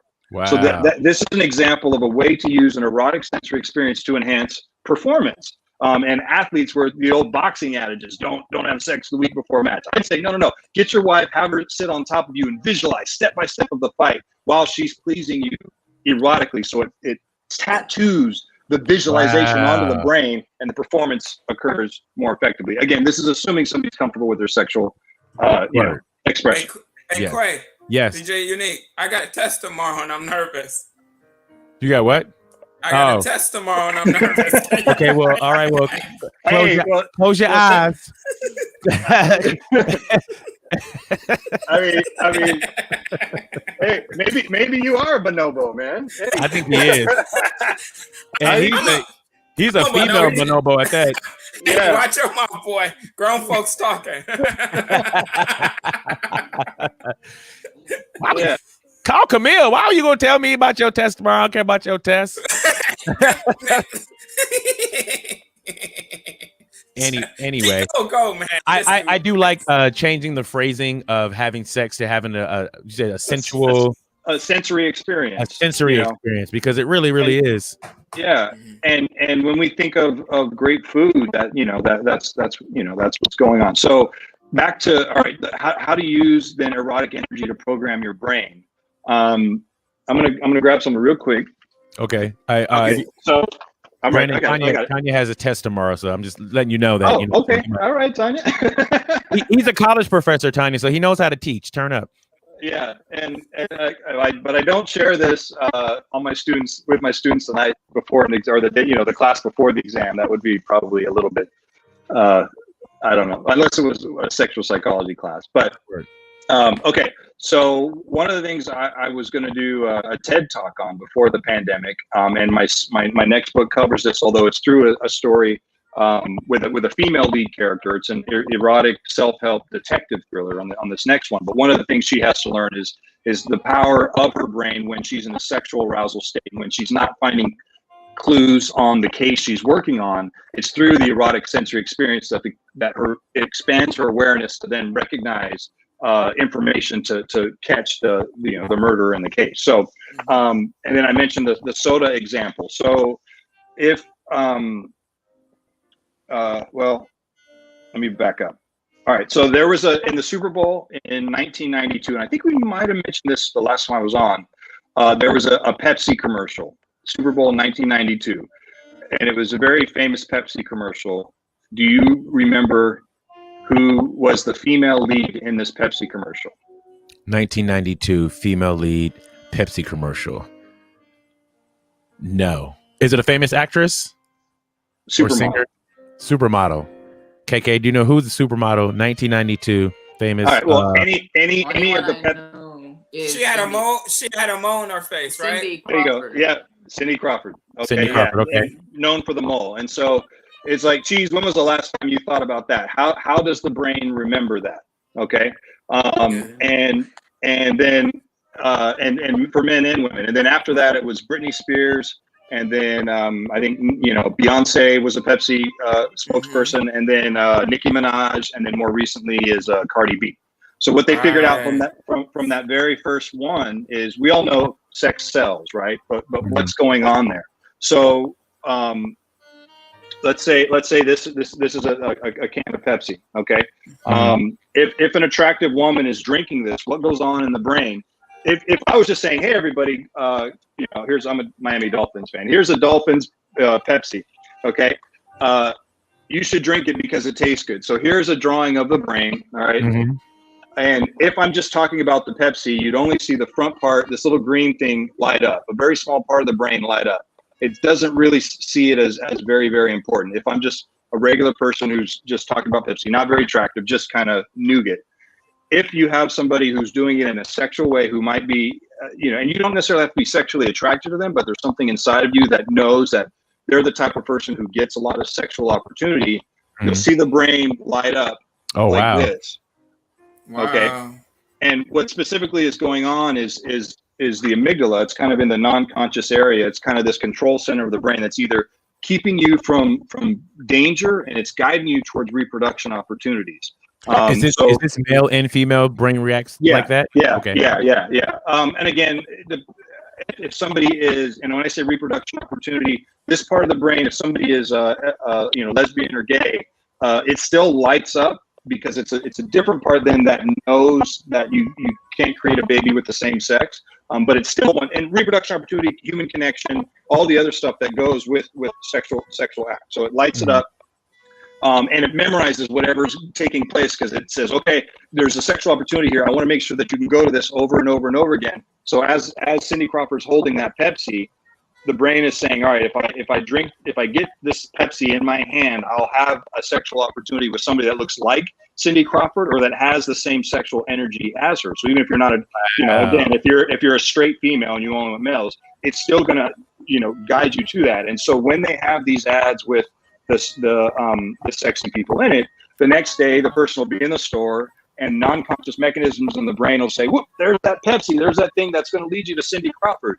Now, then another part of your brain might light up and say, well, no, that's not healthy, I'm not going to buy it today, and that's fine. But all Pepsi wanted to do was to get you to look, and that's why it leads to the highest sales of all their ads when there's, the sexual energy attached to that. And then you're almost rendered helpless too when they keep running the same commercial.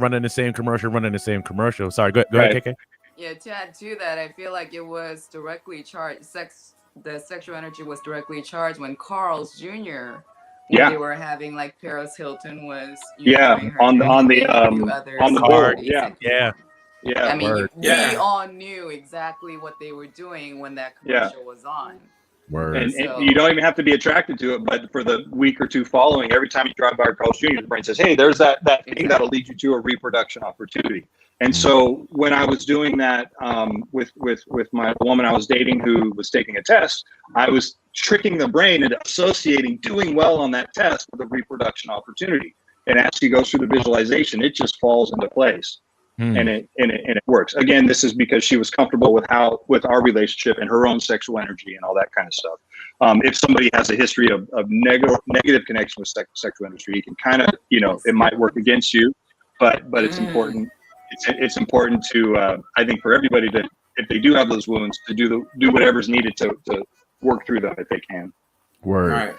Man, that sounds like instead of couples arguing about trying to figure stuff out, they should just have sex. And you know what I'm saying? And that's how you work out your problems. Like, seriously, like the things that you're really, really concerned about and you're trying to find resolutions to, if you had a great, sexual or a sensual experience with one another, I think that would be much more productive than yelling at each other. Yeah, and because eventually, I think for most couples, sex is okay. You got to get off. I got to get off. Let's get it over with. And imagine bringing a whole new element of, oh, no, let's improve our lives. Okay, what's your visualization today? Okay, I'm going to visualize us in a new house when we move and a better job. Okay, cool. And I'm going to touch you this way and get you off. Okay, what's your visualization? Well, and so a lot of people say, oh, get freaky in the bedroom if you're bored with your partner. I say, you can do that, but what about just incorporating your manifestations in it, your visualizations, your well-being to tattoo it onto the brain? And it might feel a little awkward at first, and I'm hoping to educate people. The more educated people are, they'll be, willing to try it. And it could also be that maybe it feels awkward if you're doing it in your bedroom because it feels like the same place. So if you can go to another room or get a hotel room and do this to where you can kind of give the brain a whole fresh seat of sensory things to be. Meaning, when you're in a hotel room, it's all brand new. And so it's easier to fall into a character where everything's feeling brand new, even though you're with the same partner, if that makes sense, right? So, there's ways around it. I'm just saying this because people might have mental blocks that are like, oh, my partner will never do that, or blah, blah, blah. It just might need some creative, oh, baby, let's get that beach house. Yeah, it might need some, just some creative thought to shake things up a little bit. That sounds amazing. And that's really sounds like, I mean, of course, you can't teach it in school, but there should be more conversations like this to kind of put it into people's brains that, I'm saying, this is a powerful tool that you can be using and not just trying to get that nut. Yeah. And I do need to clarify that at this point, it's all anecdotal, meaning it's not researched in a lab. It's what I've done through my research and through sharing with people and the feedback. And I'm just putting the pieces together. And I think, once again, when the sex robots come out, we'll be able to get more accurate data, because you can't have a couple come into the lab and measure their brain waves because there's too much non-natural stuff going on. So I just want to add that emphasis. But it seems to make sense, because when I talk about the Pepsi example, and you mentioned Carl's Jr., KK, like, okay, we can see how this stuff you can connect the dots on your own, how you've been, triggered or inspired by certain ads and the elements of those. It's a matter of just using that same kind of, strategy for your own well-being. And then back to what you're saying, Unique, is there's untapped stuff with our sexual expression. And the powers that be, you can look throughout history, and when Hitler rose to power, the first thing he did was put limitations on sexual expression. If a man was caught masturbating, they'd go to jail. If a woman was out, prostitution, death penalty. He put the strongest restrictions on sexual energy because people are very easy to control when they're sexually repressed. People are easily very controlled when they're sexually repressed. Wow. And I was even thinking, and you guys maybe riff with me on this, again, with respect to all religions, they need to exist. They do a lot of good. But what if we had a religion that did the exact opposite? Like, instead of meeting on Sundays and you met on Friday night in your club clothes. And so all the girls were dressed in their club outfits and the men were, all dolled up, and you had your sermon, but everybody had this vibrant sexual energy, and you weren't allowed to not dress whatever you're sexy, whatever that might be. And so it's the total opposite of repressing that. And, there's still community, and there, instead of saying, oh, just, don't show your wife off to your neighbor, or and maybe it's an open dating community and all this kind of stuff, where it takes all those laws and flips them upside down. I haven't thought it fully out yet, but I just thought, that'd be an interesting topic. I haven't been to a church like that, but I DJ'd at a club like that before. Where that's I DJ'd a swinger's wedding, and it felt like that, like, we're all gonna do it in the name of the Lord together or whatever. And at the time, I was like 25. That's I didn't terrible. know. Right. But we're seeing that, and I've been getting deep into the ancient civilization stuff during COVID, meaning like how did the pyramids get there? How were they able to be built? How are some of these things work? Clearly, they didn't have the technology. And there's some theories out there that, there's some untapped energy source that people were able to connect with that gave them powers that we've been disconnected from. And they don't say specifically sex, but I think I'm glad you said that. I'm glad you said that. It's a perfect segue. Because I wanted to ask you, like, do you have any experiences with an Ankh, the old Egyptian Ankh? A-N-K-H. Do you have any experience with the old Egyptian Ankh? No reason. Okay, so maybe another path you might want to go down and research the Ankh. I just read. I only read a couple things, few things, saw a couple of YouTube videos and stuff. But there's supposed to be energy within the Ankh. Okay. And they were using it during sex sometimes to have a continuous orgasm. Like it would go on for as long as you wanted it to, because it kind of looks like a pitching a fork a little bit. And if you tuned it just right at the time that you have an orgasm, like the orgasm will leave your body, goes into your partner's body, and it keeps circling between the two of you, being channeled through the Ankh. So I just think it might be another fun thing to explore. They have evidence of vibrators in ancient Egypt. They have evidence of condoms in ancient Egypt. And it's drawn on the walls, and they've even been able to find them. And so, there's something going on there, again, where they were able to build these massive things. It doesn't seem like they had, the technology we have today. There's something there that I think is going to be uncovered soon. But if we keep repressing sexual energy, all these archaeologists, they're afraid to talk about it from that angle, because they'll get shunned or looked at as being a perv or something. I hope this opens people's eyes up to, how am I, have I explored everything within me? Word. Have I given myself permission? Do you think, because really society today punishes the whole pornography and the people who watch porn, it's evil and it does all these destructive things. I can see how people can go down a destructive path, especially if you're starting into like violent porn, stuff like that. But is there a healthy way to enjoy porn, or what I'm saying, just throw it out with the bath? How do you say it? Throw the baby out with the bath? Yeah. There is, and there's healthy porn productions. It's similar to like the beef industry, or even you could even say that any farming industry, where there's ways they can grow. Let's say with the beef industry, where they're treating the cattle horribly and all that stuff. And then there's more of a sustainable, where it actually, by raising these cattle grass fed, it helps the earth, and it becomes this overall productive thing based on love. And in the adult film industry, there's also that too, where the actresses are paid, they're treated with respect. And there's a lot of actresses that do it for escapism, and there's others that are wired like 10 out of 10 on the sexual expression, and it's their art. And these women have degrees, they grew up with healthy parents and healthy relationships. It's just their artistic expression, or male or female. And so again, it goes down to the perspective of the person doing the act, doing the masturbation. Are they seeing it as a way to improve their life? And I mentioned like helping the woman I was dating with her exam, but you can do that for yourself. You can have a masturbatory manifestation session. Do your visualization as you're sexually aroused, and then and see yourself if the thing is doing well on exam, and bring yourself to orgasm while seeing visualize yourself taking the exam, and then maybe you watch some type of porn that's in a classroom or whatever. Bring yourself to orgasm, and you'll see, more than likely, you'll see yourself perform better the next day. Assuming you believe this. If you feel it's silly, then it's going to have the opposite effect. Got you. For Cheese or KK, did you guys have any questions, or anybody in the chat? Also, does anybody have any questions for Brandon? I have one. I just sometimes I think about like, what is your view on this? Like, everyone has sex. Why is it so taboo? Why is it and it's so frowned upon? I don't understand. If everybody does it and enjoy it, like 98%. So what is your take on that? Yeah, it's the weirdest thing. Like, why are you denying yourself fun or feeling shame about people touching each other? Your audio is crackling up a little bit. Let me change this up here. Okay. Can you hear me okay without? Yes. Yeah. No, you can't. Oh, Wait. no. You're Okay. muted. Unmute yourself. You muted yourself. There you go. We good? Yeah. Okay. Dang, lost my train of thought. Why are we just?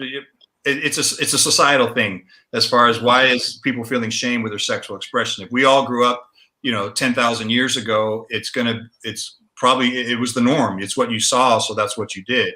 And there's evidence of that where if we grew up in Mozambique in near the Southeast Africa. It's very normal to when you get engaged, man and woman, that the man goes off to work in the caves to raise money for the family that he's about to have, and during that time, the woman will have a lot of affairs in the village, and it's understood, it's normal, and they have a name for it. I can't think of it right now, but it's similar to he's on his journey, she needs to go on her sexual journey, and then when they come back. She then gets married to the man. They have babies together, and while she's pregnant, and it's law in this area, the man can go off for 2 years, and they believe that 2 years after the woman has the baby, she can't have sex. So the man can then have sex with any other woman around while she's doing the nurturing phase. And whether you agree with it or not, it's totally different than what we have in American culture. But I'm just saying that these exist in other parts of the world. That it's just what we've been taught. You can break away from that based on, how do this feels right or does this not? I want to explore other options, and maybe by studying that other country, I feel that might be more of a match for me, or not. And that's fine.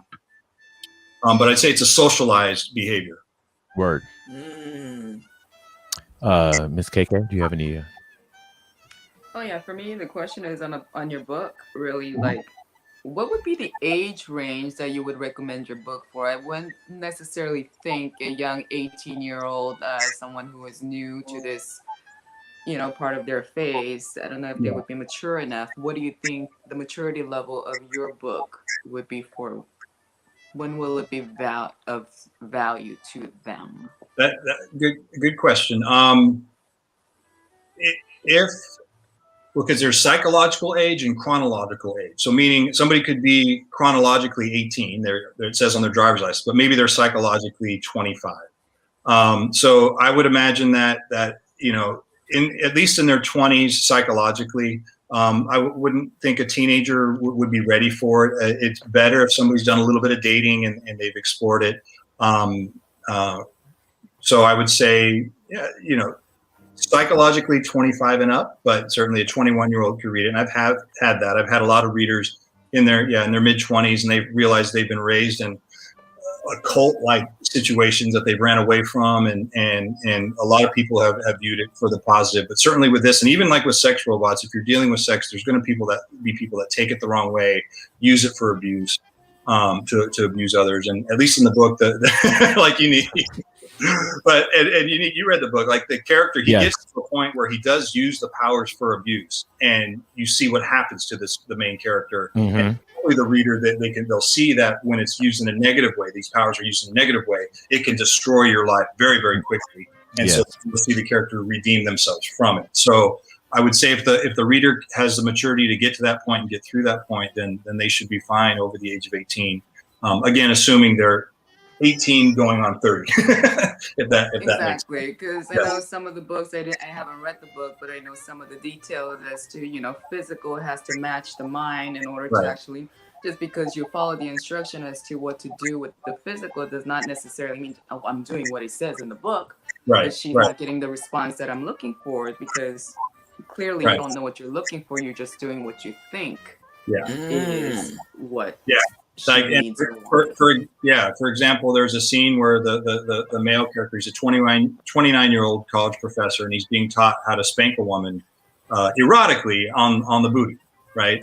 And a male reader, they could skip past the point of asking permission. It says it very clearly, but I could see where somebody, if their brain was in the right place, they'd skip back the part of asking permission or establishing a safe word and those kind of things. So I tried my best as an author, to put that in there, but certainly, it's funny how the mind works, where if we're just looking for information, it's actually going to block out a lot of stuff that something like that. And you just think, I'm hurt by a woman, I can't wait to spank her, and the next woman I'm with, then yeah, that's a concern. But at least I tried with my as an editor and all that, with my editor and all those things to prevent that. But you know, it's not perfect.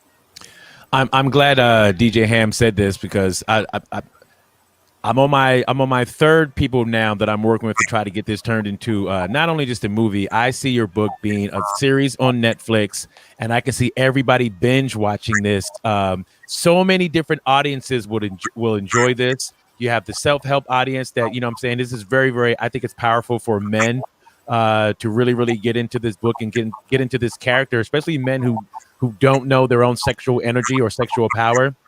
I think it's a good book for men coming of age, you know, going into manhood. Just for people who like freaky stuff, they would like this story. For people who like the action adventure of an undercover world and all that, man, I see this as a series on one of the major platforms, and I'm gonna have sex and manifest this being a film or a series, because it's got to happen, because it's a great story. So before we get out of here, let's do this. And once it went, great conversation today. We definitely got to bring you back so we can keep this conversation going. But if you can put your book up again, so they can see the cover, and also so they can please tell them where they can get the experience, because I'm telling you, this book, I'm not into fiction books. Not my thing. I like, you know what I'm saying, autobiographies, whatever. But this book, I read cover to cover. I enjoyed the entire book. It was very good. I can always tell how good a book is by how fast I read it, and I made it through this book pretty quickly. So I'm telling you, please let them know where they can get your book, please, Mr. Brandon. So it's available on Amazon. If you want to go right to Amazon, you just type in The Experience and then Brandon. If you type in The Experience Brandon, it'll pop up. You'll see the eyes. You'll know that it's me. If you want to go to my website and learn a little bit more about me, BrandonWadeBooks.com. And if you want to see this, be made into a Netflix series, which I keep that in my mind. Next time you masturbate, throw in a visualization for me.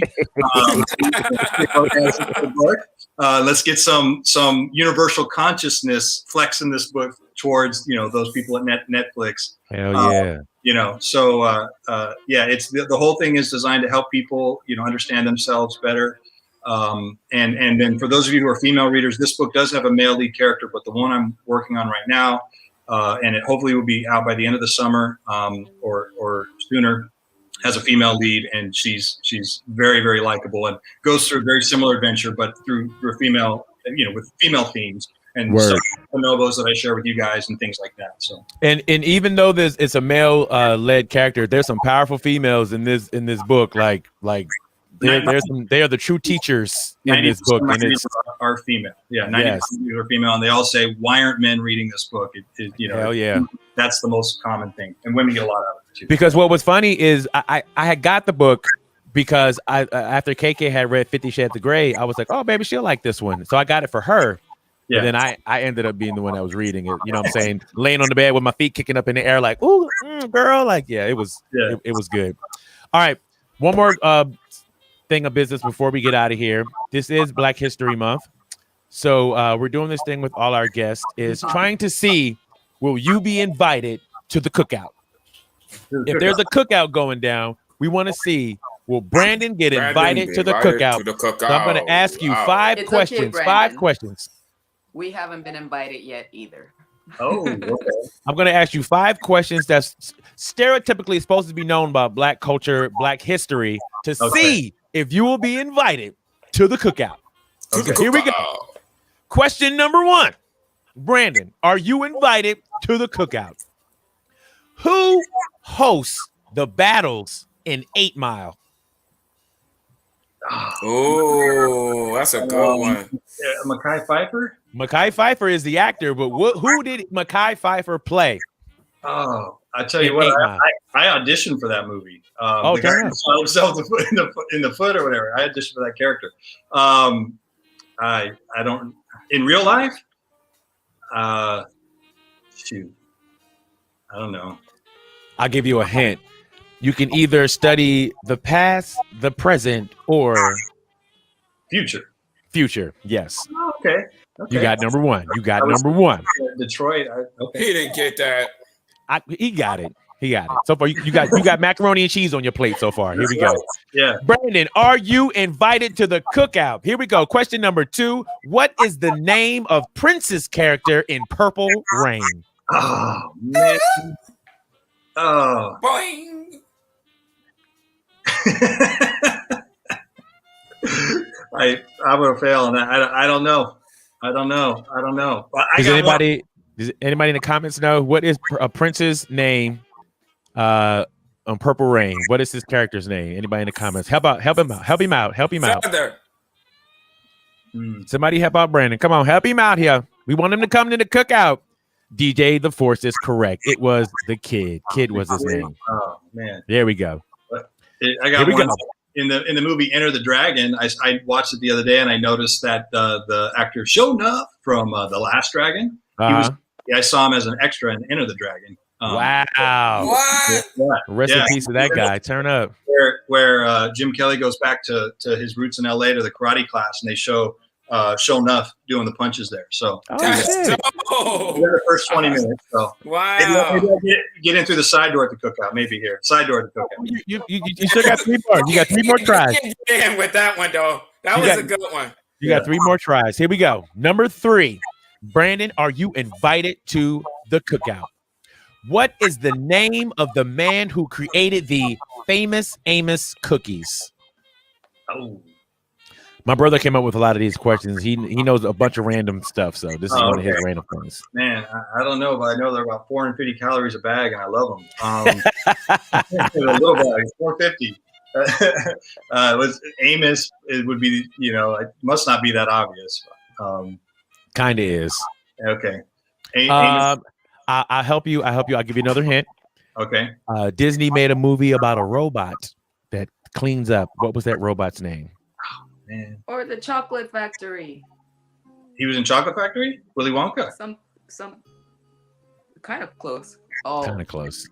It's Wally Amos. Robot movie. Oh, Wally Amos. Okay. Thank you so much, Tanya. Tanya got that one right. It was Wally Amos was the creator of famous Amos cookies. Okay. Okay, here we go. Brandon, are you invited to the cookout? The theme to Sanford and Son was composed by this legend. I know that one.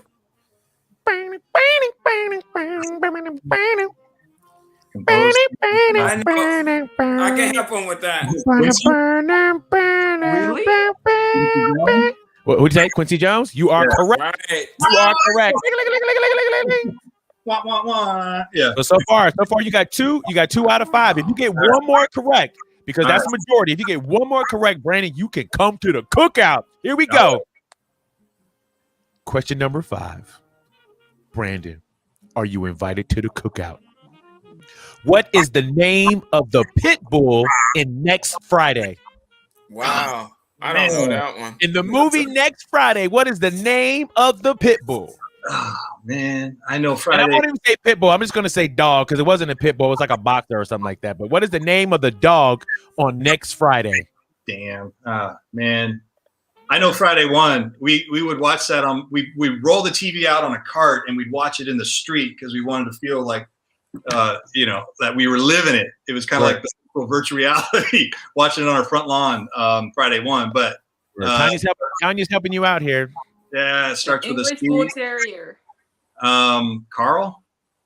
No. Think of a more of a Latin name. Latin name? Yeah. Carlos? No. Damn. Man, I don't know. No clue. Christy got it. Aunt Christy got it. The Vanderbilt said Chico. Chico was the name of the dog. I actually haven't seen Next Friday. I've only seen the first one. I gotta check that out. All right, we'll give you a pass on that one. That's one. He moved out to our Rancho Cucamonga. Oh, okay. They lived in Rancho Cucamonga. Yeah. Turn up. Anyway, you can still come to the cookout anyway because it's gonna be an orgy cookout anyway. So we got to have you there leading that thing, directing that thing. Like, don't put your mouth right there. Put your mouth right there. Bring us for the COVID patient. Yeah. It's gonna be a lot of wieners. Yeah. No, hot dogs like sausage and stuff. Oh, yeah, bring some of that Badobo butt. Yeah. Turner, so anything you want to share with the people before we get out of here, Brandon? No, other than if you want to hear more of my message, my social media and all that stuff, Brandon Wade _author. That's my Instagram, Brandon Wade _author, and you'll see that. And then links to my DJ stuff. We mentioned at the beginning, I've been a DJ for 25 years. That's how Unique and I know each other. And I make workout mixes. I post them on SoundCloud. There's close to 200 mixes on there now, and people get on that every single day. And I do infuse the neuroscience of motivation into the mixes. And I know you need to sign off here, so maybe we'll get into that another time. Good. No, it's all good. He got millions of hits on SoundCloud. Don't play with it. He got millions of hits. Turn up. So you guys be sure to follow at Brandon Wade _author on IG. Also not Twitch, but Twitter also, or just IG. No, just IG. Yeah. IG. Okay, so follow him on IG. Please go pick up his book. Please go get it. I'm telling y'all, then we can have a whole book club and we can talk about it together, because I don't want to be the only one in our group that has read it. Because I'm telling you, when it comes on Netflix, you're gonna be like, oh, I wish I would have read the book. Wash your ass. I'm trying to tell you, it's coming. It's coming. Yeah. On Amazon, just type in The Experience Brandon. It'll be the first thing that comes up on Amazon. Boom. So, yeah. And it's audio book as well, if you need audio book. Yeah. Thank you so much for joining us today, Brandon. We do appreciate you. Appreciate you. Right. It's good seeing you guys, man. You too, man. You too. All right, brother. We catch you next time, sir. Yes, sir. Okay. Thank you. See ya. Oopsie. Mr. Cheese, would you like to say anything before we get out of here? Love, peace, and happiness. Miss KK. Well, that was awesome. Thank you, everybody. Please continue to keep your masks on, stay safe, and hope you guys make it next week. Turn up. Thank you guys so much for joining the Unique and Cheese Show with our homegirl KK in the building. Shout out to our guest, Mr. Brandon, for hanging out with us today. Thank you, brother. We do this each and every Friday. If you feel like you enjoy the show, you want to share it with your people, share it with your people. Let them know where we're going to be at each and every Friday morning, 9 a.m. Pacific Standard Time, 12 noon on the East. It's the Unique and Cheese Show. We will see you guys next week. Thank you, everybody. Let's play. Party people.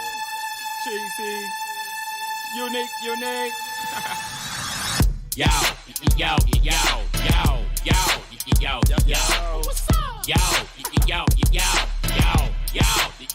Yo, it's Unique and Cheese. Here we go. It's Unique and Cheese. Let's start the show. It's Unique and Cheese. Here we go. It's Unique and Cheese. Let's start the show.